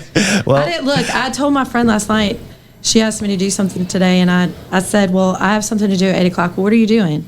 And I said, I'm not telling you. She's like, why not? And she and her daughter were, they were guessing all kinds of crazy stuff. Are you doing something with a man? And I was like, yes. Are you going to be inside or outside? And I was like, inside. Do you have to wear your mask? And I'm like, I don't think so. And they were going through it. And I just wouldn't tell them. Well, why won't you tell us? I said, I'm just not going to. And you're not going to guess what I'm doing. I said, but I'll tell you afterwards. Well, I'll try and get this released Sunday. Okay. Is the goal. But in any case, thank you again for doing this. And keep it up. Appreciate it. Everybody, Ms. Price, y'all have a great day. See ya. Bye.